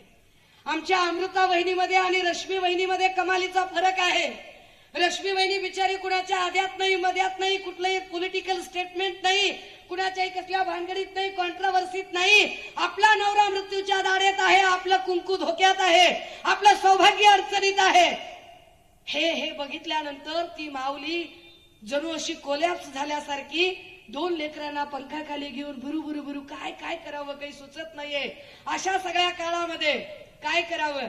आदित्य दादाने एक बैठक बोलावली. वैभव दादांच्या सकट सगळी लोक एकत्र जमली आणि कुणावर तरी एकावर विश्वास ठेवावा लागेल म्हटले. कुणावर विश्वास ठेवायचा? विश्वास ठेवायला एक माणूस निवडला. जो माणूस शाखा प्रमुख म्हणून आला होता, शाखा प्रमुख झाला शिवसैनिकाचा, शाखा प्रमुखाचा गटप्रमुख, विभाग प्रमुख, नगरसेवक, महापौर, आमदार, आमदाराचा गटनेता, पुढे मंत्री, नगर विकास मंत्री झाला. कागद सही करून दिला. उद्धव साहेबांच्या पोटात पाप असतं, स्वार्थ असता तर कागद आपल्या पोराच्या नावाने करून दिला असता. त्यांनी आदित्यदादाच्या नावे कागद नाही करून दिला, कागद एकनाथ शिंदेच्या नावाने करून दिला. कशासाठी दिला होता? कागद यासाठी दिला होता की अरे मी आजारी आहे, मी मृत्यूच्या दाढेत आहे, माझं काही बरं वाईट झालं, मला काही झालं गेलं तर या राज्याचा गाडा काय करावा? तर हे राज्य कुणीतरी चालवायला एक इन्चार्ज पाहिजे, कुणावर तरी विश्वास टाकला पाहिजे. 5 दिवसांपूर्वी एकनाथ शिंदे म्हणाले की उद्धव ठाकरेंनी मला हलक्यात घेतलं, उद्धव ठाकरेंनी मला हलक्यात घेतलं म्हणून मी त्यांचं सरकार पाडलं. होय होय एकनाथ शिंदे, तुम्हाला उद्धव साहेबांनी खरंच हलक्यात घेतलं. होय एकनाथराव, तुम्हाला हलक्यात घेतलं उद्धव साहेबांनी. उद्धव साहेबांचा देवभोळा स्वभाव नडला, उद्धव साहेबांचा साधा सरळ भोळा स्वभाव नडला. त्यांनी अत्यंत भोळेपणाने आपल्या एका सहकार्यावर विश्वास टाकला, फार हलक्यात घेतलं की हा सहकारी कपट करू शकतो, कारस्थान करू शकतो, षडयंत्र करू शकतो, आपल्या पाठीत खंजीर खुपसू शकतो, आपल्याशी गद्दारी करू शकतो, आपल्याशी गद्दारी करून वह्या सुरत गुवाहाटी पळून जाऊ शकतो. हा विचार सुद्धा त्यांच्या डोक्याला शिवणार आहे. चुकलं त्यांचं, चुकलं. विश्वास टाकला हे चुकलं आणि या सगळ्या लोकांनी गद्दारी केली. राजे हो, का सांगावी लागते ही गद्दारी? कारण ज्या माणसाने कोरोनाच्या काळात बाप भाऊ म्हणून काळजी घेतली, तो माणूस मृत्यूशय्येवर असताना त्याच्या पाठीमागे कारस्थान करणारे हे सगळे लोक, ते कारस्थान चालू असताना या सगळ्या कळसूत्री बाहुल्या होत्या. पण या कळसूत्री बाहुल्यांचा सूत्रधार होते देवेंद्र फडणवीस आणि या देवेंद्र फडणवीसांची बाजू चालवणारी एक बार्किंग स्क्वॉड होते, एक भुंकणारं पथक, जे रात्रंदिवस ज्यांचं एकच काम होतं की उद्धव ठाकरेंवरती बोलायचं आहे. त्या बार्किंग स्क्वॉड मध्ये तसे अनेक लोक आहेत. राणे आहेत, राणा म्हणजे तिकडचे राणा आहेत, इकडे अजून कोणी काही लोक आहेत, काही चित्रविचित्र नावं आहेत, बरेच लोक आहेत. आणि त्या सगळ्यांमध्ये तुमच्या इथले 1 फूल 2 हात, या 1 फूल 2 हातने वाटेल त्या पद्धतीने बोलायचं. तुम्ही जर नीट विचार केला असेल तर बघा, जे मूळ भाजपाई आहेत ना ते मूळ भाजपाई कधीच आक्रस्तालेपणा करत नाही. जे बाहेरून भाजपात आलेले आहेत ते सगळे अशी भाषा वापरणारे आहेत. जे बाहेरून आलेले आहेत, बाटगा अधिक कडवा असतो, हे सगळे बाटगे. आता या सगळ्यांनी वाटेल त्या पद्धतीने बोलायला सुरुवात केली. यांनी अक्षरशः वंदनीय बाळासाहेबांबद्दल बोलायला सुरुवात केली. ज्या वंदनीय बाळासाहेबांनी गल्ली बोळात ज्यांना कोणी ओळखत नव्हतं त्यांची वर्षा बंगल्यावरती आणि सह्याद्रीवर वावरण्याची हैसियत तयार केली, त्यांच्यावर बोलण्यापर्यंत या लोकांची मजल गेली. विशेष म्हणजे जे नारायण राणे आज उद्धव साहेबांबद्दल बोलतायत ते नारायण राणे विसरतात की बाळासाहेब हयात असतानाच नारायण राणेची हकालपट्टी झाली होती. कारण त्यांनी तेव्हाच पाळण्यात या बाळाचे पाय ओळखले होते की हे बाळ किती उलट्या पायाचं आहे ते, आणि याचे पाय कसे उलटे आहेत हे कळलं होतं. या लोकांनी वाटेल त्या पद्धतीने टीका करायला सुरुवात केली. मी आपल्याला सांगू, एकनाथ शिंदेनी आपल्या गद्दारीचं समर्थन करण्यासाठी मग पिक्चर काढला. गद्दारीचं समर्थन करण्यासाठी आम्ही पण आता पिक्चर काढणार आहोत. त्यांनी काहीतरी धर्मवीर 1, 2 केलं. आम्हाला पण आता एक पिक्चर काढायचा आहे. आम्ही आमच्या लहानपणी एक पिक्चर बघितला, अलीबाबा 40 चोर. आम्ही आता सत्तेत आलो ना की आमचा वैभव दादा मंत्री होतो, आणि आमचा वैभव दादा मंत्री झाला की वैभव दादाला फायनान्स करायला सांगायचं, पैसे द्या मला. वैभव दादा मंत्री झाला की वैभव दादाला फायनान्स करायला सांगायचं, आणि आम्ही अलीबाबा 40 चोरचा सिक्वल 2 करणार आहोत. आणि त्या सिक्वल 2चं नाव काय करणार माहितीये का? देवेंद्र बाबा और 40 गद्दार. ये देवेंद्र बाबा और 40 गद्दार पिक्चर निकालना है, आणि त्याच्यामध्ये या सगळ्या लोकांची गद्दारी काय ती सांगितली पाहिजे. लक्षात घ्या राजे हो, एकनाथ शिंदेनी अख्खा पिक्चरवर सांगितलं की आम्ही कसे बाळासाहेबांचे पाईक आहोत, आम्ही कसे बाळासाहेबांचे भक्त आहोत, आम्ही कसे बाळासाहेबांना दैवतासारखे पूजतो, आणि जो कुणी बाळासाहेबांच्या बद्दल बोलतो आम्ही त्याला सोडत नसतो. चित्र तयार केलं की नाही, की जो कुणी बाळासाहेबांना बोलतो आम्ही त्यांना सोडत नसतो, असं चित्र या लोकांनी तयार केलं. 25-30 वर्षापूर्वी मी विद्यार्थी दशेत असताना आमच्याकडे डिबेट कॉम्पिटिशन असतात ना, वादविवाद स्पर्धा, त्यातला कुठला तरी माझा चेहरा ओळखता येत नाही असा एक चंक तुमच्यातलं एक हाताने ट्विट करून, पण वंदनीय बाळासाहेबांचं नाव घेऊन राजकारण करणारे एकनाथ शिंदे, वंदनीय बाळासाहेबांचं नाव चोरून, चिन्ह चोरून, त्यांच्या मुलाच्या म्हणजे उद्धव साहेबांच्या बापाचं नाव चोरून स्वतःचं राजकारण वाढवण्याचा प्रयत्न करणारे एकनाथ शिंदे, त्या एकनाथ शिंदेनी इथं उमेदवारी कुणाला दिली? दादा दाखवा जरा व्हिडिओ, जरा प्ले करा. सांगावी लागेल त्याला आनंद दिघेंचं खरं काय झालं, कट कसा रचला गेला, आणि नंतर त्यांचं मरण हे हॉस्पिटलमध्ये कसं दाखवण्यात आलं.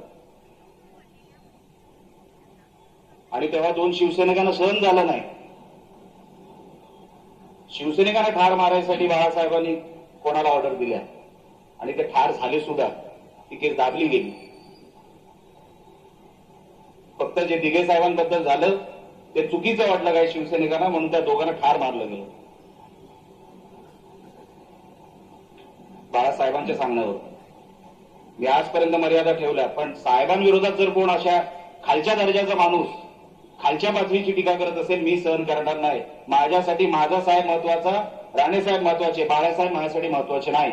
10 सेकंद एवढं मर्यादा आम्ही ठेवली होती. 10 सेकंद ती मागे विनायक घ्यायचं, राऊत परत त्या लावायचं. वेळेस 20 सेकंद मागे घेऊन परत लावायचं.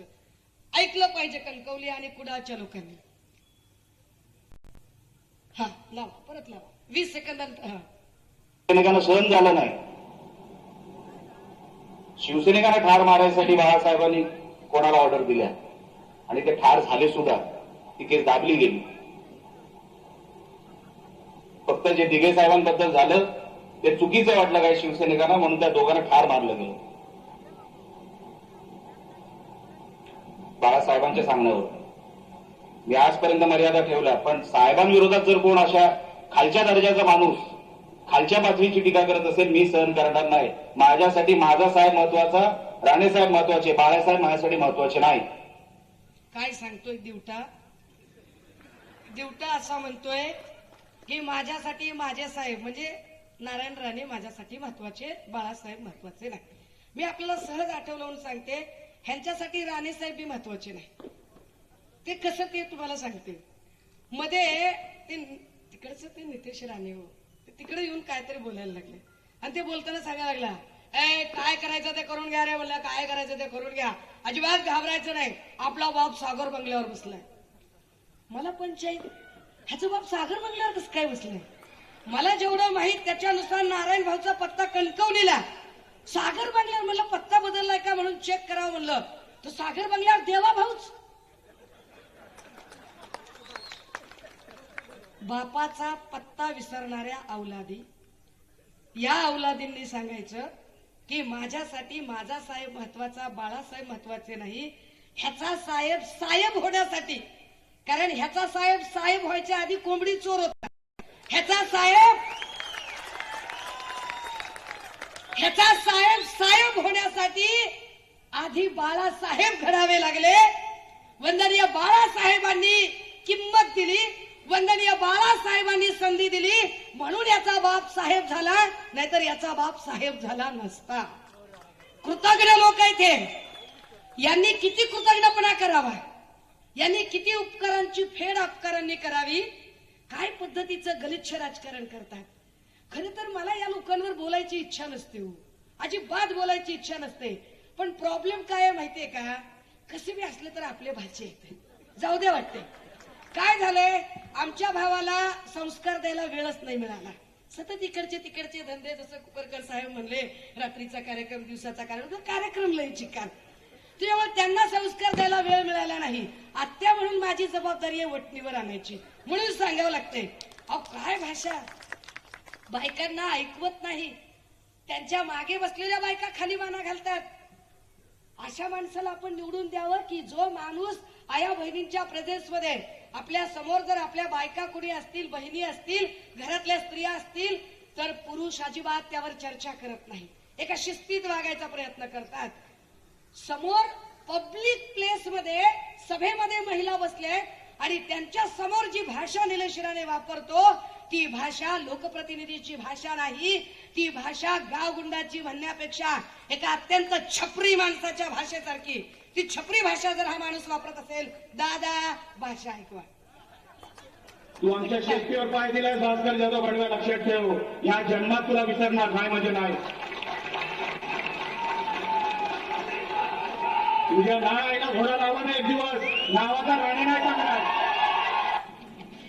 तुझी जी चिपळूणची भाईगिरी होती ना भडव्या, याच निलेश राणेंनी संपवली होती, विसरू नकोस. तुझ्या आईचा घोडा लावून तुला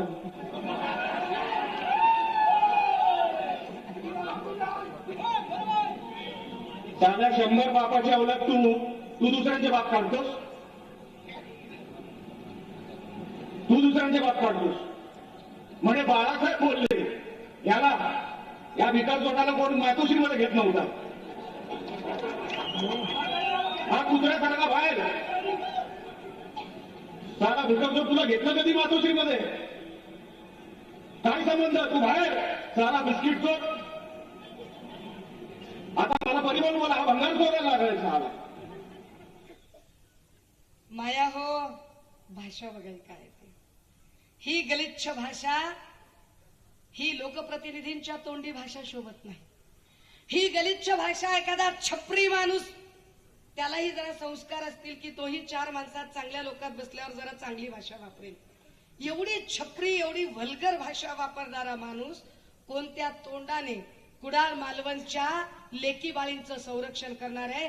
कोणत्या तोंडाने कुडाळच्या लेकी बाळींना हा सामोरा जाणार आहे की ज्याला मागे महिला बसलेल्या आहेत, त्या महिला अक्षरशः खाली मान घालतायत, त्या महिलांना ती भाषा ऐकवणं होत नाहीये.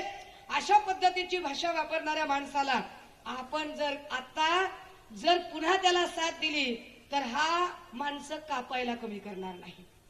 म्हणजे ही एवढी गुंडागर्दी, ही एवढी दहशत आणि जाहीरपणे ही जी गलिच्छ भाषा आहे, ही गलिच्छ भाषा कुणामुळे?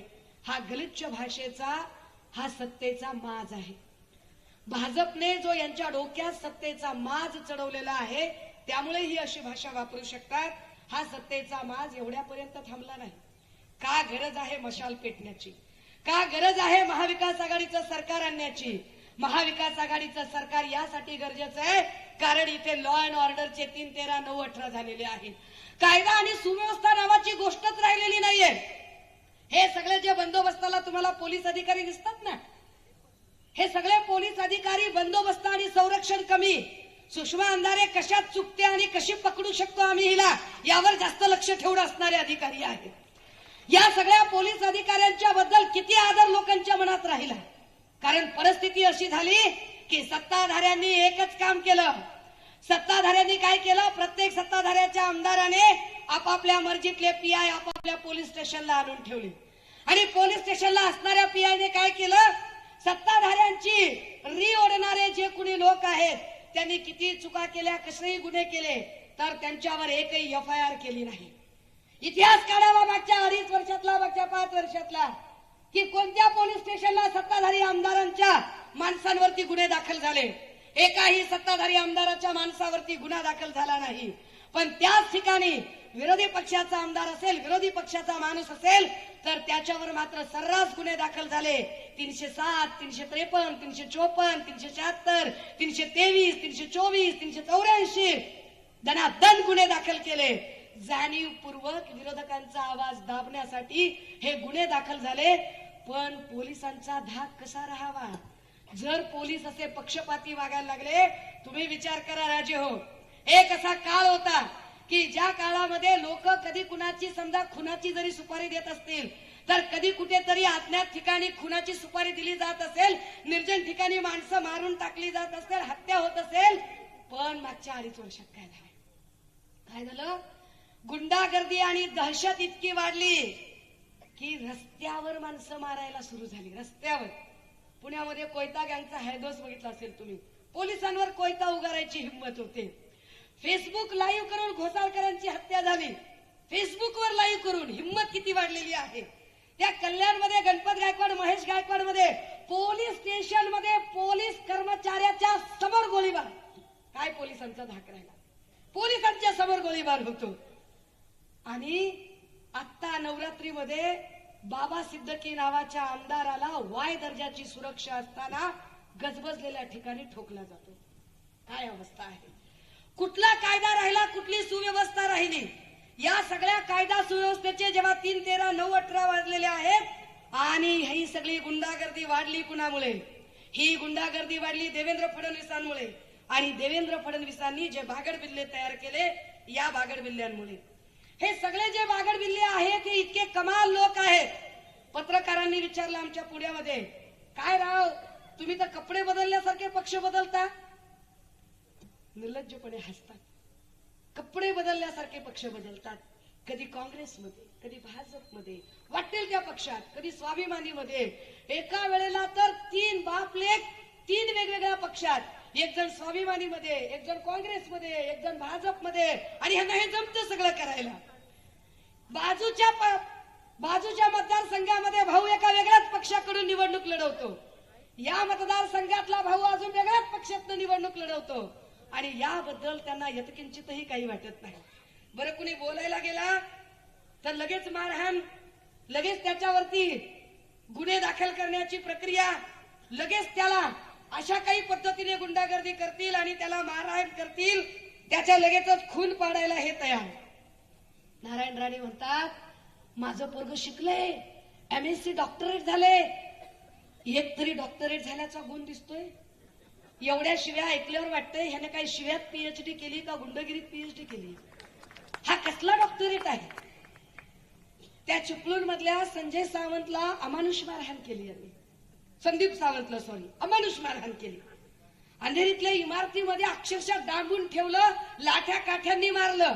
नुसतं मारलं नाही तर नंतर आम्ही तुझ्या बायकोवर बलात्कार करू इथपर्यंत धमक्या दिल्या. हाच माणूस आहे. हीच यांचीच सगळी गुंडागर्दी आहे. किती वाईट पद्धतीने यांनी गुंडागर्दी करावी की खासदारकीच्या 5 वर्षात म्हणजे असंख्य लोकांना मारहाण, असंख्य लोकांच्या हत्या, असंख्य लोकांचे खून. या खुनांमध्ये, या हत्यांमध्ये कुणाचा हात आहे कणकवलीमध्ये जी सतत रक्तरंजित घटना घडतात, या रक्तरंजित घटना कुणामुळे घडतात हे वेगळं सांगायची गरज नाही. तुम्हाला संदीप सावंत आठवत असतील आणि संदीप सावंतांना काय पद्धतीची मारहाण झाली, दादा एकदा दाखव व्हिडिओ. मला मी दिसलो नाही, लोक पाठवली, जनता इथं येईल.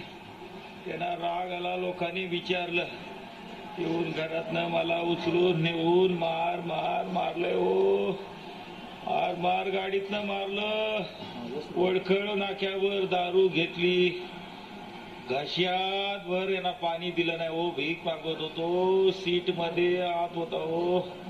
माझी विनंती, राणे साहेबांनी मारायच्या आतमध्ये बघू दे. राणे साहेबांनी जीव वाचवला. राणे साहेबांच्या मिसेसला माझ्या मिसेसनी फोन केला, पोलीस स्टेशननी तक्रार करते म्हटल्यावर नाविलाज कालपासून त्या अंधेरीच्या सिंधुदुर्ग बिल्डिंग याच्या धीरूभाई अंबानीच्या समोर त्या केबिन वरच्या क्रेनच्या केबिन मध्ये कोडून ठेवून मारली रे. कार्यकर्ते काय करतील माझे. हरू नका कार्यकर्त्यानो, इंजेक्शन दिली नाही मरणारा. हे बघा रे, पण घाबरू नका, ना घाबरू नका. स्वतः निलेश राणेंनी 2दा 3दा नव्हे 100 वेळा मारली नाही, बहीण काढली, माझ्या बायकोवर बलात्कार करणार म्हणून सांगितले. जर का तक्रार दिली, काय बोललेत रे, जीव नको. मला आज सांगितलं नव्हतं तुझ्या तंगड्या तोडणार आणि खाडीत टाकणार रे. पण देवान माझ्या राणे साहेबांन बायको त्यांना फोन केला. पोलिसांच्या भीतीमुळे रात्रभर कॉल येतात, मर मारतायत रे. माझ्या शरीराची परिस्थिती बघा, माझ्या कार्यकर्त्यानो रे. कुठेही मार लागलेला नाहीये. हे पट्ट्या बिट्ट्या सगळं बनावट मी हॉस्पिटलला जाऊन पाहिलंय. हे तुमच्या कुडाळ मालवणचं चित्र, हे तुमच्या कणकवलीचं चित्र. अरे जी कणकवली कोकणचं पर्यटन म्हणून ओळखावी, ज्या कणकवली सावंतवाडीतली लाकडी खेळणी महाराष्ट्रभर आम्ही मिरवावी, त्या कणकवली कुडाळ मालवण मध्ये ज्या मालवणचा किल्ला, त्या किल्ल्याची आम्ही चर्चा करावी, त्याच्याऐवजी महाराष्ट्रभर चर्चा काय होते या परिसरातली, तर या परिसरातल्या राणे परिवाराच्या गुंडागर्दीची. 2005 सालच्या पोटनिवडणुकीत नारायण राणेंनी रमेश गोवेकरांचं असंच अपहरण केलं. आपलं पोरग परत येईल असं रमेश गोवेकरांच्या कुटुंबियांना सारखं वाटत होतं. परंतु दिवस रात्र त्यांनी वाट बघितली, पण रमेश गोवेकर परत आला नाही. अनेकांना रमेश गोवेकरांच्या बद्दल माहिती असेल की रमेश गोवेकरचं काय झालं. 2009 सालच्या लोकसभेमध्ये अंकुश राणेचा खून झाला. कुणी खून केला, कुणाचा खुनामध्ये हात होता, काय झालं काय नाही, त्याच्यावर कुणी अजूनही चकार शब्द बोलत नाही. दहशत इतकी आहे की अंकुश राणेचा मर्डर, त्या मर्डर केस बद्दल काहीच बोललं जात नाही. 2013 साली कणकवलीमध्ये SM हायस्कूलचा शिपाई रमेश मंचेकर याची जमीन खरेदीच्या प्रकरणात हत्या झाली. कशी काय रमेश मंचेकरची हत्या झाली, कुणी हत्या केली, चकार शब्द कुणी बोलायला तयार नाही, कारण राणे कुटुंबाची दहशत तेवढी आहे. एवढ्यावर प्रकरण थांबत नाही. वेंगुर्ल्यात एक बाबू इनामदार नावाचा एक साधा माणूस, बाबू इनामदारने वर्तमानपत्रात एक निषेध लेख लिहिला, फक्त निषेध लेख, की अशा प्रकारे हत्या झालेली आहे, राणे कुटुंबावरती आरोप जात आहे. त्याने निषेध केला. निषेध केल्यावर काय केलं बाबू इनामदारचं, बाबू इनामदारची विवस्त्र नग्न धिंड बाजारातून काढायचा प्रयत्न झाला. त्याची धिंड काढली. कुडाळमध्ये होंडा शोरूम मधल्या नव्या कोऱ्या मोटरसायकली जाळून राणेंच्या बजाज रूमच्या समोर नवीन उद्योग करू पाहणाऱ्या उद्योजकाला अक्षरशः या लोकांनी बर्बाद केलं. म्हणजे दुसऱ्याने उद्योग सुद्धा करायचा नाही, राजकारण करायचं नाही, उद्योग करायचा नाही, यांच्या विरोधात बोलायचं नाही, यांना चकार प्रश्न विचारायचे नाही. प्रश्न विचारले की हे खून करणार, प्रश्न विचारले की हे मारामारी करणार, प्रश्न विचारले की हे नग्न धिंड काढणार, प्रश्न विचारले की हे त्याला उद्योगधंदे त्याच्या बर्बाद करणार, त्याला आयुष्यात न उठवणार. तीच परिस्थिती दुसऱ्याची. राजकीय कारकिर्दीची शुल्लक सुरुवात होती. हा नितेश राणे याची कारकीर्द जी काही सुरुवात झाली, चिंटू शेखर नावाचा, तुम्हाला आठवत असेल, हा चिंटू शेखवर गोळ्या घातल्या, भाई डॉन बन गया. भाई भाई एकदम भाई बोले तो भाई बन गया, अभी 1.5 फुट का भाई, ऐसे अभी क्या बात करे इसका। ओ भाई इतना बड़ा बन गया की शुल्लक कारणावरून गोव्यातला टोल नाका फोडला, शुल्लक कारणावरून। वेंगुर्ल्यामध्ये ते आपले विलास गावडे होते, विलास गावडेंनी पक्षविरोधी काम केलं असं काहीतरी म्हटलं आणि रात्री अपरात्री घरी नसताना त्यांच्या घरात जाऊन दरवाजावर लाथा मारणं, त्यांच्या कार्यालयात लपून बसलेल्या नितेश राणेंना ग्रामस्थांनी जाब विचारला, ग्रामस्थावर राणे समर्थकांनी जीवघेणा हल्ला केला। कणकवलीत आपल्याच पक्षातल्या नगरसेविकेने विरोधात मतदान केलं म्हणून तिची गाडी जाळावी, काय गुंडागर्दी आहे। नगरसेविकेची गाडी जाळण्यापर्यंत त्यांची मजल जाते। कणकवलीतला प्रतिष्ठित वकील उमेश सावंत, फक्त यांच्या विरोधातली केस का घेतली म्हणून उमेश सावंतला फक्त केस घेतली हातात म्हणून, माझ्या विरोधातली केस कशी लढवतो, केस लढवल्याच्या रागातून लगेच त्याची गाडी जाळली। काय जाळपोळीचा नाद आहे, किती नाद आहे जाळपोळ करायचा, लगेच गाडी जाळली। सावंतवाडी संजू परबांची गाडी अशाच प्रकारे संशयास्पदरित्या जाळली। मुंबईत एस्टेला हॉटेलमध्ये नितेश राणेंच्या कार्यकर्त्यांनी तोडफोड करून हॉटेल मालकाकडून महिना 10 लाख रुपयाची खंडणी मागितली। माजी आमदार राजन तेलींचे पुत्र राजन तेली आता उभे राहिले आणि राजन तेली उभे राहिले त्यांच्या संबंधाने असणारी ऑडिओ क्लिप मी जाणार आहे तिथपर्यंत। त्या राजन तेलींचे पुत्र प्रथमेश तेली दादरच्या स्टेशनवर चालत्या ट्रेन मधून ढकलून द्यायचा प्रयत्न झाला प्रथमेश तेलीला। काय गुंडागर्दी आहे, किती हे। संतोष परबवर पुन्हा जीव घेणा हल्ला, राणे पिता पुत्रांनी ही दहशत माजवली। सतत असभ्य भाषेत टीका टिप्पणी, कमरेखालची भाषा, सतत लोकांवरती। अरे ज्या मातोश्री मीनाताई ठाकरे म्हणजे आमच्यासाठीच एक ऊर्जा स्त्रोत आहे, त्या मातोश्री मासाहेबांवर सुद्धा चिखलफेक करायला हे कचरले नाही।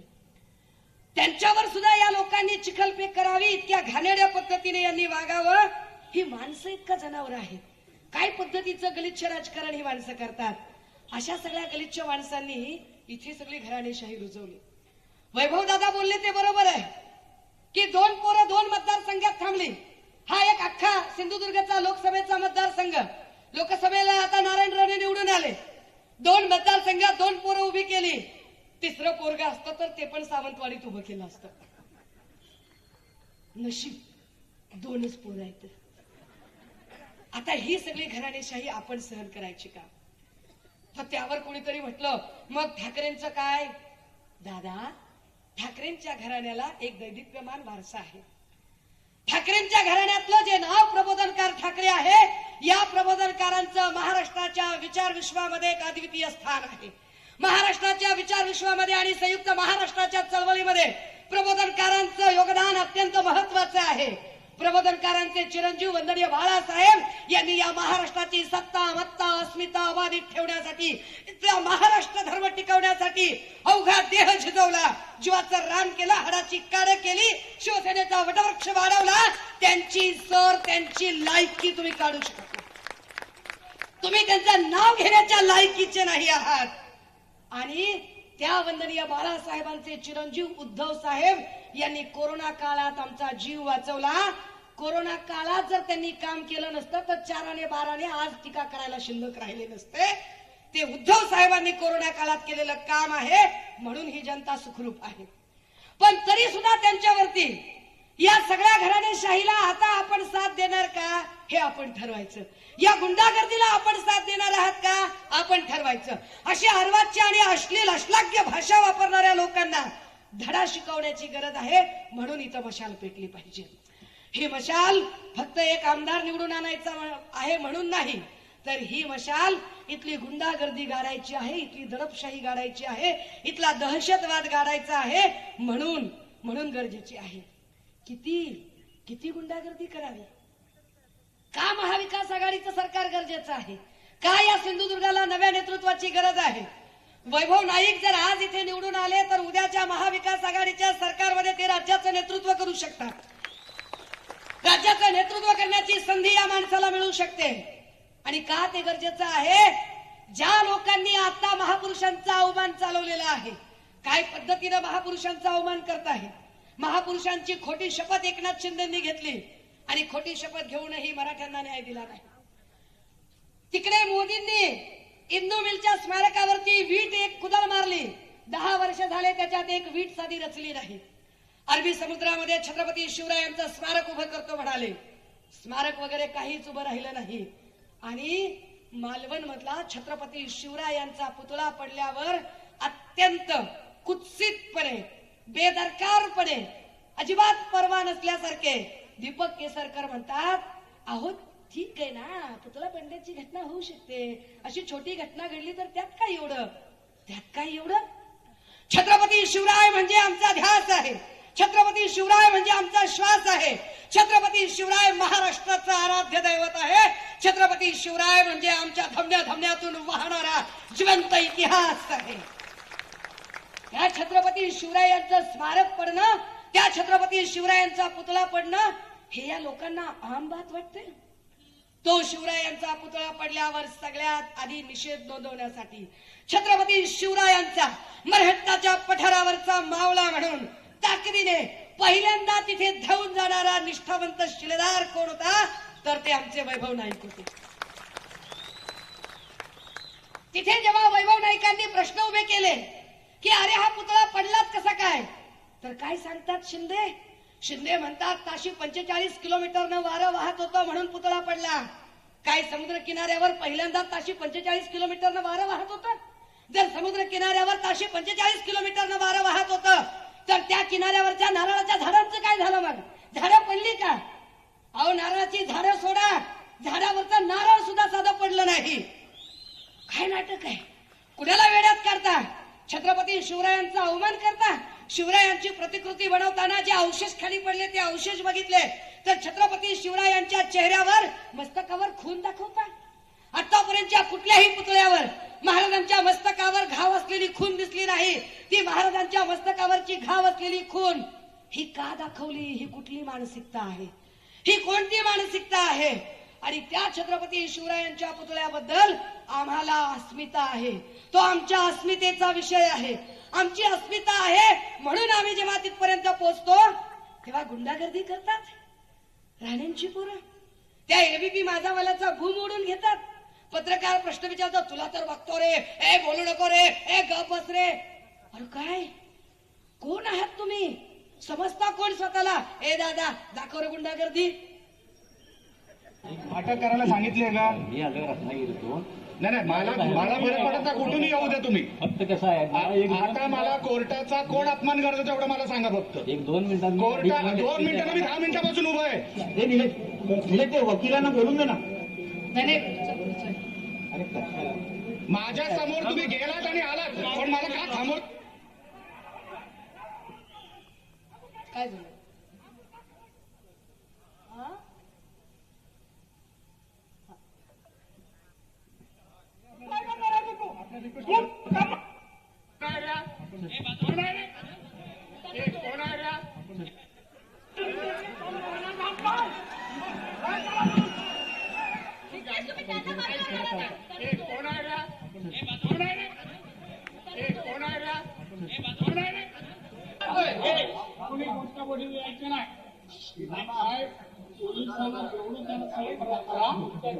यापुढे आमच्या या जिल्ह्यात पोलिसांमध्ये असहकार्य असेल आणि त्यांना योग्य रात्रभर मारून टाकेल. अटक करायला सांगितले का? मी आलो रत्नागिरीतून. नाही मला काय सांगतोय? आम्ही छत्रपती शिवरायांचा पुतळा पडला म्हणून लोकांच्या भावना संतप्त आहेत.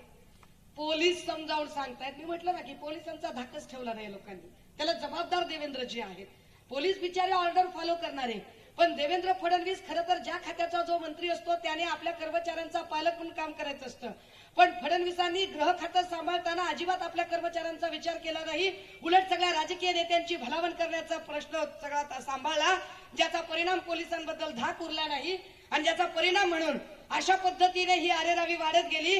आणि काय सांगतायत नारायण राणे, एकेकाला घरात घुसून मारेल. काय कमाल आहे. आणि रुबाब, तिथे गुंडागर्दी. अहो तुम्ही उभे राहिलात तर त्या उद्धव साहेबांच्या कमरेला लागता. हो काय बोलताय? काय तुम्ही काय बोलावं ते? यांनी घरात घुसून मारायच्या बाता कराव्या. अहो यांना 50 वेळा आम्ही 50 वेळा सांगतोय. आणि हो खबरे जर असतील ना इथे नितेश राणेचे, निलेश राणेचे, नारायण राणेचे, कुठेही असतील खबरे, खबऱ्यांना नीट आपलं सांगणं आहे, सुषमा अंधारे तुमच्या इलाक्यात घुसून तुम्हाला ललकारते, तुमच्या इलाक्यात घुसून.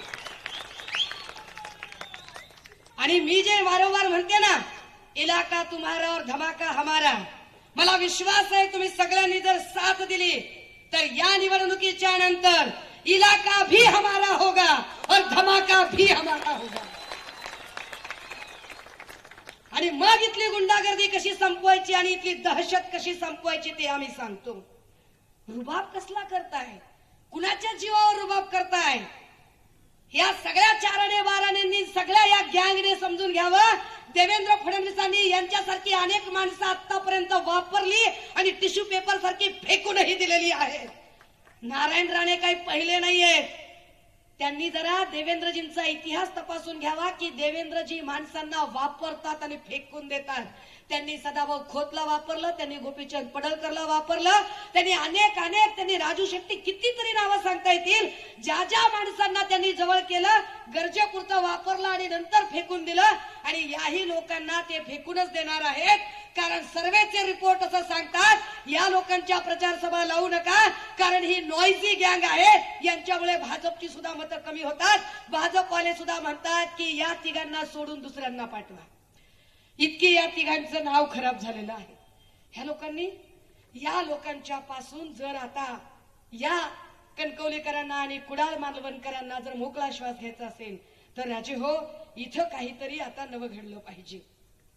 या सगळ्यांमध्ये मी जेव्हा म्हटलं ना की सगळ्या कळसूत्री बाहुल्या, तुम्हाला वाटेल की मी देवेंद्रजींवर का बोलतेय, तर मी माझं कारण सांगितलं पाहिजे. आपल्याला प्याद्यांवर बोलायला आवडत नाही, वजीर हाणला पाहिजे पहिल्यांदा. कळसूत्री बाहुल्यांवर बोलून उपयोग नाही. या कळसूत्री बाहुल्यांचा सूत्रधार जो आहे ना, ज्याने महाराष्ट्राच्या राजकारणामध्ये अस्थिरता आणली, ज्याने महाराष्ट्राचं राजकारण अक्षरशः रसातळाला नेलं, महाराष्ट्राचं राजकारण नासवून टाकलं. कालची कर्जत जामखेडची क्लिप तुमच्यापर्यंत पोहोचली असेल की काय पद्धतीने पाशा पटेल अत्यंत गलिच्छ भाषेमध्ये महिलांच्या समोर बोलत आहे. हे सगळं राजकारण इतकं घाणेरडं नव्हतं. हे घाणेरडं राजकारण जर कुणी केलं तर ते देवेंद्र फडणवीसांनी केलं. तरी त्यातली त्यात दिलाशाची बाब आहे की निवडणुकीच्या आधीच पोलीस महासंचालक असणाऱ्या रश्मी शुक्लांना पदमुक्त केलं गेलं. रश्मी शुक्ला असत्या तर आम्हाला या निवडणुका सुद्धा निष्पक्षपणे होतील यावर आमचा भरोसा राहिला नसता. तुम्हाला जे वाटतंय ना की मी का बोलते फडणवीसांवर, तर फडणवीस किती पाताळ यंत्री विचार करू शकतात. दादा लावकली काल सर मी जर नाही राहिलो ना, म्हणजे आपल्यातला विषय सर, तर दीपकच्या ऐवजी ना राजन तेली उभाटा येऊ शकते सर सावंतवाडी. ही ऍक्च्युअल फॅक्ट आहे सर. ऐकून घे ना, आली तरी जाऊ दे, काही चिंता करू नका, बरं ते आपण आपलं पाहू. पण काय होतं की आपला आता काय तुमच्यावर इतका चव्हाणांचा रवीचा स्टॅम्प आहे हो सर की सगळीकडे रवी अडचणीत येतो. मग आपल्या वरच्या लोकांना हे लोक सांगतात रवीने माणूस उभा केला, उद्या रवीला चांगली आपली मिनिस्ट्री सगळी अडचणीत येते रवीची. आताच त्या सगळ्यांनी कंप्लेंट केली की कोकणामध्ये रवीने सगळे पॅरलल उमेदवार उभे केले आहेत. त्यातनं काय होतं, मग रवीच्या बद्दल तिकडे वर इतके गैरसमज तयार होतात की सगळं, म्हणजे मी त्याला प्रमोट करतो, मग हे लोक म्हणतात तुम्ही असं चुकीचं प्रमोट करतात, तर त्याचा थेट इफेक्ट रवीवर होतो. हो सर. आणि सर चव्हाण साहेब बिचारे देव माणूस आहेत, त्यांना राणे फॅमिलीने एवढा त्रास दिला ना, मी साक्षीदार आहे साहेब, साक्षीदार. मला कल्पना आहे. आणि ही निवडणूक काढा नीट, त्यानंतर बघा मी कसं सगळं हातात घेतो आणि हातात घेतो. तुम्ही बघा, म्हणजे पूर्ण प्लॅन तयार आहे. सर मी भेटतो सर, येऊन भेटतो सर. मी तुमच्या घरचा माणूस आहे सर, नक्कीच. Thank you sir. Okay sir. Okay okay okay. काय म्हणाले देवेंद्रजी होता का, ही निवडणूक एवढी होऊ द्या, बघा मी मग कसं सगळं हातात घेतो. माझ्याकडे पुरा प्लॅन तयार आहे. कसला प्लॅन तयार आहे? आता कुणाला सुरत गुवाहाटीला न्यायचा प्लॅन तयार आहे बरं, आता अजून कुणाला खोके द्यायचा प्लॅन तयार आहे. म्हणजे एवढा महाराष्ट्र नासून देवेंद्र फडणवीसांचं पोट भरलेलं नाही. देवेंद्र फडणवीसांना अजून महाराष्ट्राचं वाटोळं करायचंय. पण महाराष्ट्राचं वाटोळं करताना मी मगाशी जे वाक्य वापरलं की फडणवीसांनी एकेकाला वापरलं आणि फेकून दिलं, आता त्यांना दीपक केसरकरही नकोस आहे. आता त्यांना दीपक केसरकरला पण फेकून द्यायचं आहे आणि आता त्यांना स्वतःला मुख्यमंत्री व्हायचं आहे. अशा सगळ्या परिस्थितीत, अशा सगळ्या वातावरणामध्ये हे सगळे कपटी लोक, चोर चोर मौसेरे भाई, हे हे सगळे एकत्रित येऊन हा महाराष्ट्र लुटायचा प्लॅन करतात. का एकनाथ शिंदेनाच मुख्यमंत्री केलं भाजपने? एकनाथ शिंदेना भाजपने मुख्यमंत्री केलं कारण एकनाथ शिंदे कॉम्प्रोमाइजिंग होते. एकनाथ शिंदेनी ही कमिटमेंट दिली की साहेब तुम्ही अख्खा महाराष्ट्र जरी विकून अदानीच्या हवाली केला तरी मी शब्द बोलणार नाही. तुम्ही या महाराष्ट्रातले सगळेच्या सगळे उद्योगधंदे गुजरातला पळवले तरी सुद्धा मी एक शब्द बोलणार नाही.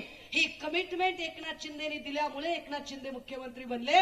महाराष्ट्राशी द्रोह करण्याची, महाराष्ट्राशी गद्दारी करण्याची, महाराष्ट्राशी बैमानी करण्याचा जी बक्षिशी होती ती बक्षिशी एकनाथ शिंदेना भाजपाने बहाल केली. पण त्याच भाजपचे अमित शहा इथे येऊन सांगतात कि 2024 तो ठीक है लेकिन 2029 को हम अपने बल पर हम चुनाव लढेंगे. म्हणजे 2029ला हे अजितदादाला पण डिच करणार आणि एकनाथ शिंदेला पण डिच करणार. यांचा प्लॅन यांनी ठरवून घेतलेला आहे. दादा हो, या सगळ्या चर्चेत तुमचा विचार कुठे आहे? या सगळ्या चर्चेत तुमचे प्रश्न कुठे आहेत? तुमच्याबद्दलची भाषा कुठे आहे? कुठे प्रश्न आहे की या सगळ्या तरण्या भांड पोरांना रोजगार मिळाला पाहिजे? हे आमचे तरणे भांड भाऊ सगळे जे घरात आहेत, जे मोबाईलवर असे सर्व करतात आणि घरातल्या बायका म्हणतात सारखा काय रे मोबाईल मध्ये बोटं घालतो, अरे जाकीन बाहेर काहीतरी कामधंदा बघ. कुठून कामधंदा बघायचा या लेकरांनी? काय कामधंदा शिल्लक राहिलाय? गेल्या 2.5 वर्षामध्ये 70 प्रकारच्या परीक्षा झाल्या. 70 प्रकारच्या परीक्षांमध्ये 65 प्रकारच्या परीक्षांचे पेपर फुटले. हे पेपर फुटले कसे काय?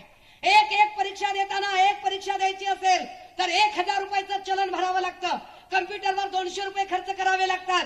परीक्षा कुडाळमध्ये होत नाही, ओरसला होत नाही, मालवणला होत नाही. परीक्षा सिंधुदुर्गात होते. जाण्या येण्याला लेकराला 1000 रुपये मोजावे लागतात. एक परीक्षा द्यायची म्हणजे 2200 रुपये खर्च होतो. 5000 पोलीस भरतीचे अर्ज निघाले होते. 13 लाख पोरांनी अर्ज भरले होते. परीक्षा भरती, पोलीस भरतीमध्ये ग्राउंड असतं. ग्राउंड घेतलं कधी यांनी? पावसाळ्यात घेतलं. पावसाळ्यात त्यांच्या बानं ग्राउंड घेतलं होतं का? हा सगळं ग्राउंड भरलेला. पावसाने सगळे खड्डे झालेले. कितीतरी आमची लेकरं नोकरीसाठी प्रयत्न करणारी 10-15 लेकरं कायमची जायबंदी झाली, अपंग झाली. कुणामुळे? यांच्या ढिसाळ नियोजनामुळे. स्टेट बँक ऑफ इंडिया सांगते की आमच्याकडचा सगळ्यात जास्त पैसा कशाचा आहे?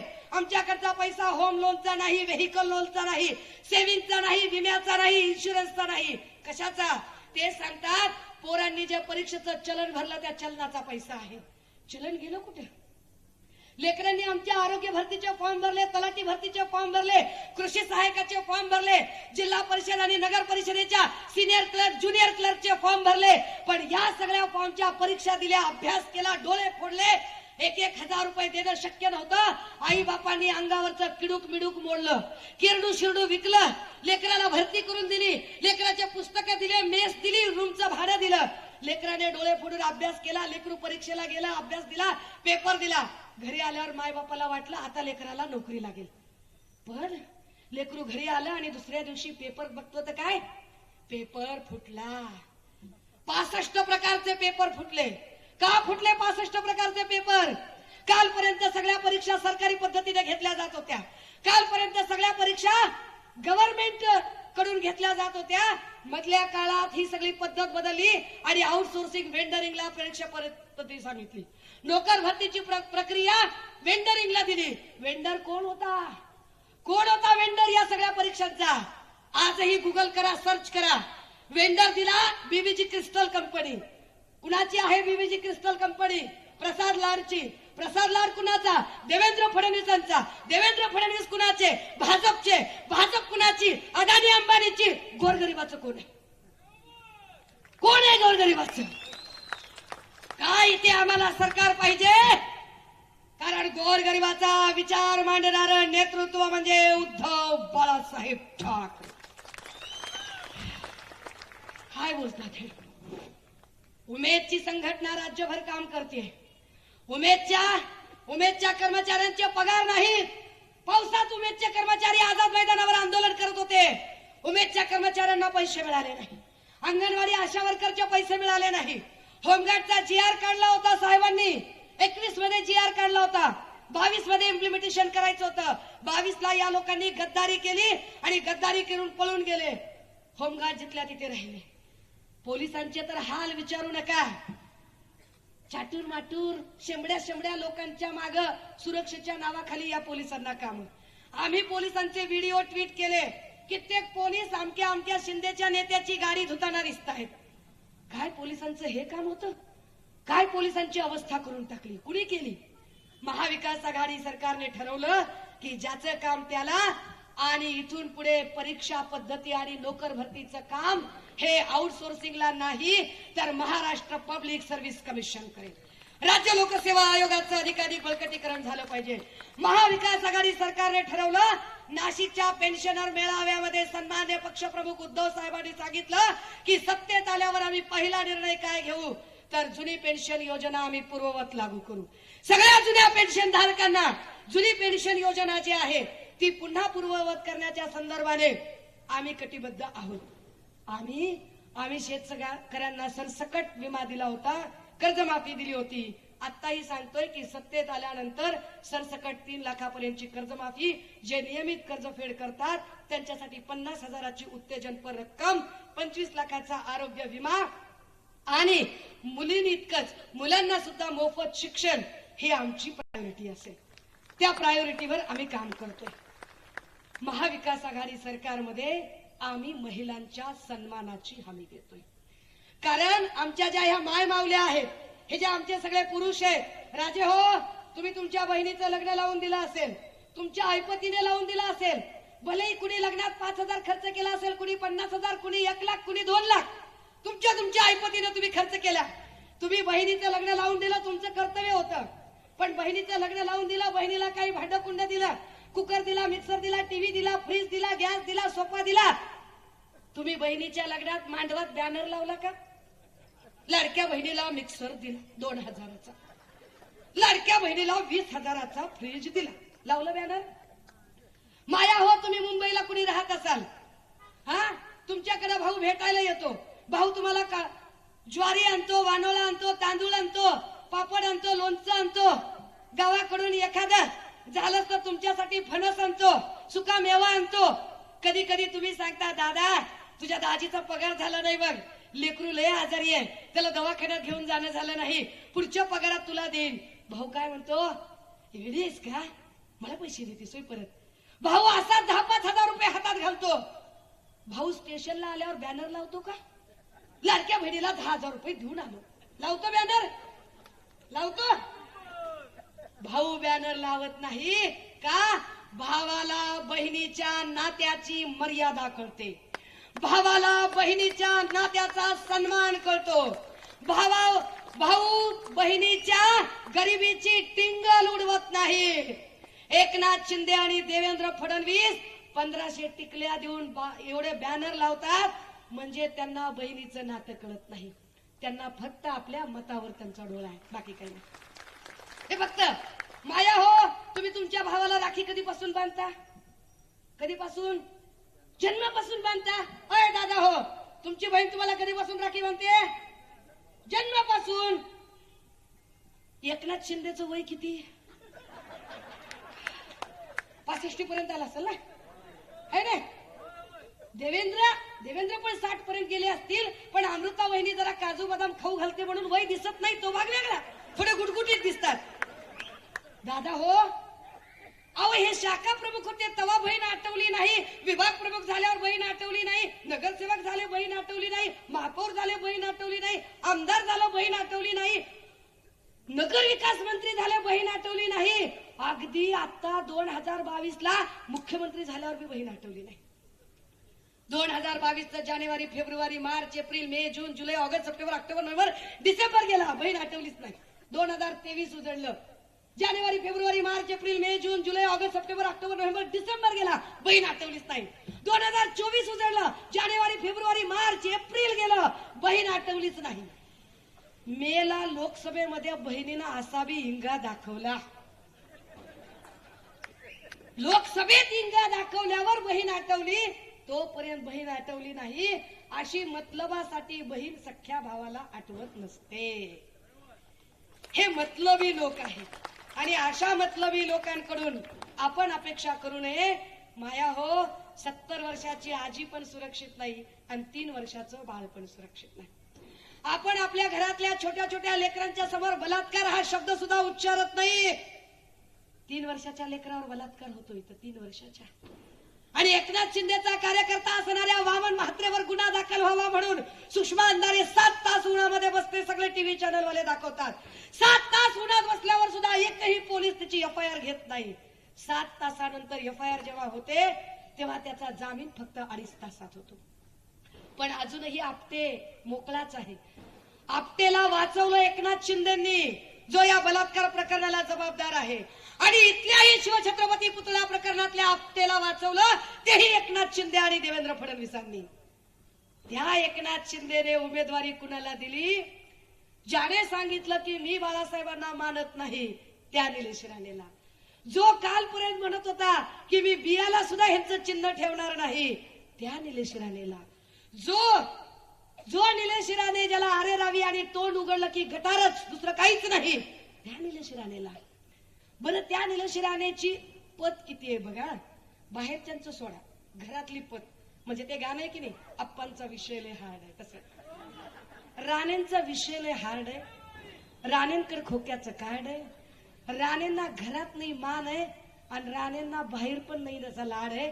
दादा, राणेंची आई काय म्हणती लावा. आणि आता मित्र वेळ झालेली आहे ते रॅपिड फायर राऊंडची. राजकारणात जास्त आश्वासक कोण वाटतं, निलेश राणे की नितेश राणे? नितेश राणे. आता दोन्ही मुलगे निवडणुकीच्या रिंगणात. अरे दादा, तू माझ्या हाताकडे बघ ना राजा, असं काय करतो? काय विचारला होता प्रश्न? राजकारणात आश्वासक कोण, निलेश की नितेश? उत्तर काय आलं? नितेश. निलेश नाही बरं का. आता आईला विचारतायत. दादा प्ले कर. असेल त्याबद्दल काय? विजयाचं मी आई म्हणून मी नाही सांगणार, दोघांचाही मोठा असावा असं मला वाटतं. कारण आई म्हणून असं मी म्हटलं नाही ह्याचा आहे, कदाचित नितेशचा जास्त. मॅडम, आता दोघेही मुलगे तुमचे विधानसभेत आहेत. उद्या दोन्ही निवडून आल्याच्या नंतर मंत्रीपद ज्यावेळी असेल, महायुतीचं सरकार आल्याच्या नंतर मंत्रीपदासाठी कोणासाठी? ज्याच्या नशिबात राजयोग असेल ना त्याला मिळेल. तुम्हाला नाही, मी एकटी अशी नाही सांगणार, ऐकायला नाही. त्याला नितेशला का सांगते का त्यांनी 10 वर्ष गेलेली आहेत, त्यांनी 10वी 3री टर्म आहे त्याची, त्यामुळे त्याला त्याचा हक्क बनतो पहिला बनायचा. आणि बघितलं, निलेश राणेच्या बापाला वाटते की निलेश नालायक आहे आणि नितेश लायक आहे. निलेश राणेच्या आईला वाटते निलेश नालायक आहे, नितेश लायक. मी माझी भाषा वापरत नाही, मी याच्यातली उत्तर सांगते. आता ह्यांच्या आई बापालाच गॅरंटी नाही की निलेश राणे नेतृत्व करू शकतो, तर या मतदारसंघातल्या लोकांनी कशी गॅरंटी घ्यायची हो? आपण कशी पै गॅरंटी घ्यायची? ह्यांच्या आई बापाला गॅरंटी नाही, आपण कशी पै करायचं? राजे हो, माझ्याकडे बोलण्यासारखे असंख्य मुद्दे आहेत, परंतु मी इतकी जीव तोडून का सांगते? या महाराष्ट्रातली जी असंख्य जाती धर्माची माणसं होती त्या माणसांना माणसात न ठेवण्याचं पाप या राणे कुटुंबांनी केलं. जात आणि धर्माचं विष कालवण्याचं पाप राणे कुटुंबांनी केलं. तुम्ही मला एक क्लिप दाखवा राणे कुटुंबाची की ते महाराष्ट्रात अमुक एका ठिकाणी गेले आणि भाषणात म्हणाले की विकास कसा करायचा असतो बघा आमच्या कणकवलीमध्ये, बघा आमच्या कुडाळमध्ये आम्ही अमुक एक प्रोजेक्ट आणला. नॉट अ सिंगल बाईट, एक सिंगल बाईट राणेंचा आपण दाखवू शकत नाही की जे विकासावर बोलले. राणे विकासावर अजिबात बोलत नाही. राणे विकासाबद्दल चकार शब्द काढत नाही. या कोकणात एवढा पाऊस पडतो, हा पाऊस पडतो आणि पाणी वाहून जातं, पण हाच पडलेला पाऊस जर अडवला, याचं काही धरणात रूपांतर केलं तर इथे एखादा वीज निर्मितीचा प्रकल्प होऊ शकतो. तो वीज निर्मितीचा प्रकल्प झाला तर इथल्या लोकांना रोजगार मिळू शकतो. इथलं पर्यटन विकसित होणं गरजेचं, पण इथलं पर्यटन विकसित होत नाही. झालं तरी सगळे हॉटेल आणि सगळ्या जागा पुन्हा राणेंच्याच होतात. आपल्या हातात काय राहतं? राजे हो, इथं अजिबात विकासावर ते बोलत नाहीत, इथं कशावरही बोलत नाहीत. आता राणे असं म्हणतायत की मला विकासासाठी माझ्या पोराला निवडून द्या. किती वेळा निवडून दिलं? नगरपालिका दिली, जिल्हा परिषद दिली, आमदार केलं, खासदार केलं, विरोधी पक्षनेता केलं, विधान परिषद विधानसभा दिली, त्याच्यानंतर मुख्यमंत्री सुद्धा केलं, केंद्रीय मंत्री झाला वाघ. एवढं सगळं होताना काय आपण हात धरून बसलो होतो? त्याचा का विकास केला नाही? आता जर मुख्यमंत्री झाल्यावरही त्यांनी विकास केला नाही तर आता काय राणेंना आपण डोनाल्ड तात्याला बाजूला काढून अमेरिकेचा राष्ट्राध्यक्ष करावं काय? म्हणजे विकास करतील इकडचा? दादा हो, फार जीव तोडून सांगते, फार छोटस बाळ घरात ठेवून आलीये आणि ताकदीनं हा विषय राज्यभर मांडतीये. कारण मला खात्री आहे माझं बाळ घरी एकटं असलं तरी हे राज्यभरातले शिवसैनिक तिचे मामा म्हणून काळजी घेणारे आहेत. आणि या राज्यभरातल्या शिवसैनिकांची काळजी शिवसेना घेणार आहे. ती शिवसेना ज्या चोरांनी चोरून नेण्याचा प्रयत्न केला ती अस्तित्वाची लढाई आपल्याला लढायची आहे. आणि म्हणून येणाऱ्या 20 तारखेला 2 नंबरचे धंदे करणाऱ्या, 2 नंबरच व्यक्तिमत्व असणाऱ्या माणसांना आसमान दाखवायचं असेल तर ईव्हीएमचं 2 नंबरचं बटन दाबावं लागेल. आणि कुठलीही पेटी उघडली की मशाल आणि मशालच पेटली पाहिजे सगळीकडं. काय चिन्ह आहे आपलं? काय चिन्ह आहे रे? काय चिन्ह आहे? चिन्ह काय आहे? मशाल आणि मशाल पेटली पाहिजे. मी पुन्हा सांगते, मी जी काही भूमिका मांडली कुणाच्याही भावना मला दुखवायच्या नव्हत्या, पण माझ्या बोलण्याने कुणाचा राग आला असेल, उपमर्द झाला असेल, वाईट वाटलं असेल, त्याला माझा नाईलाज आहे. मी असंच बोलते, मी असंच बोलू शकते. पुनश्च एकदा सांगितलं पाहिजे की लढणार आणि भिडणार, महाराष्ट्रात मशाल पेटणार. येणाऱ्या 20 तारखेला आमदार वैभव नाईक यांच्या नावापुढे असणाऱ्या मशाल या चिन्हावर शिक्कामोर्तब करून आपण त्यांना ताकदीनं निवडून देऊया. थांबते, रजा घेते. जय हिंद, जय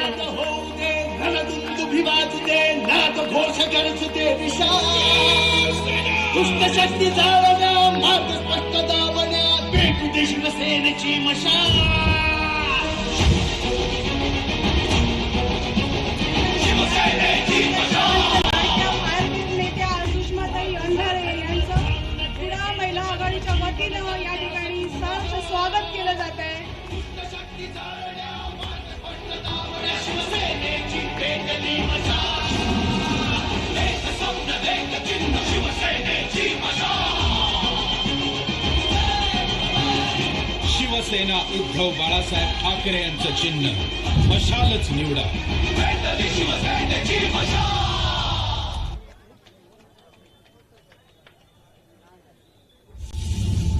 जनसेवेला तत्पर, सदैव तुमच्या सोबत. लढल्यात लढाया किती, सिंधुदुर्गाच्या जनते खातर. शिवसेना, शिवसेना, उद्धवजींची शिवसेना, शिवसेना, शिवसेना. माझ्या बंधू आणि भगिनींनो, या ठिकाणी एवढ्या संख्येनं आपण उपस्थित राहिलात त्याबद्दल शिवसेना परिवाराच्या वतीनं आपल्या सर्वांचं या ठिकाणी सहर्ष स्वागत आणि आभार मी मानते. एक गंमत म्हणून सांगते की गेले 3-3.5 तास या कुडाळ शहरातली लाईट नाहीये, पण एक MSEBचे आभार मानते की हे कुडाळ शहर शांत होऊन प्रत्येक घरात सुषमाताई अंधारेंचा आवाज जात होता. आणि त्याचबरोबर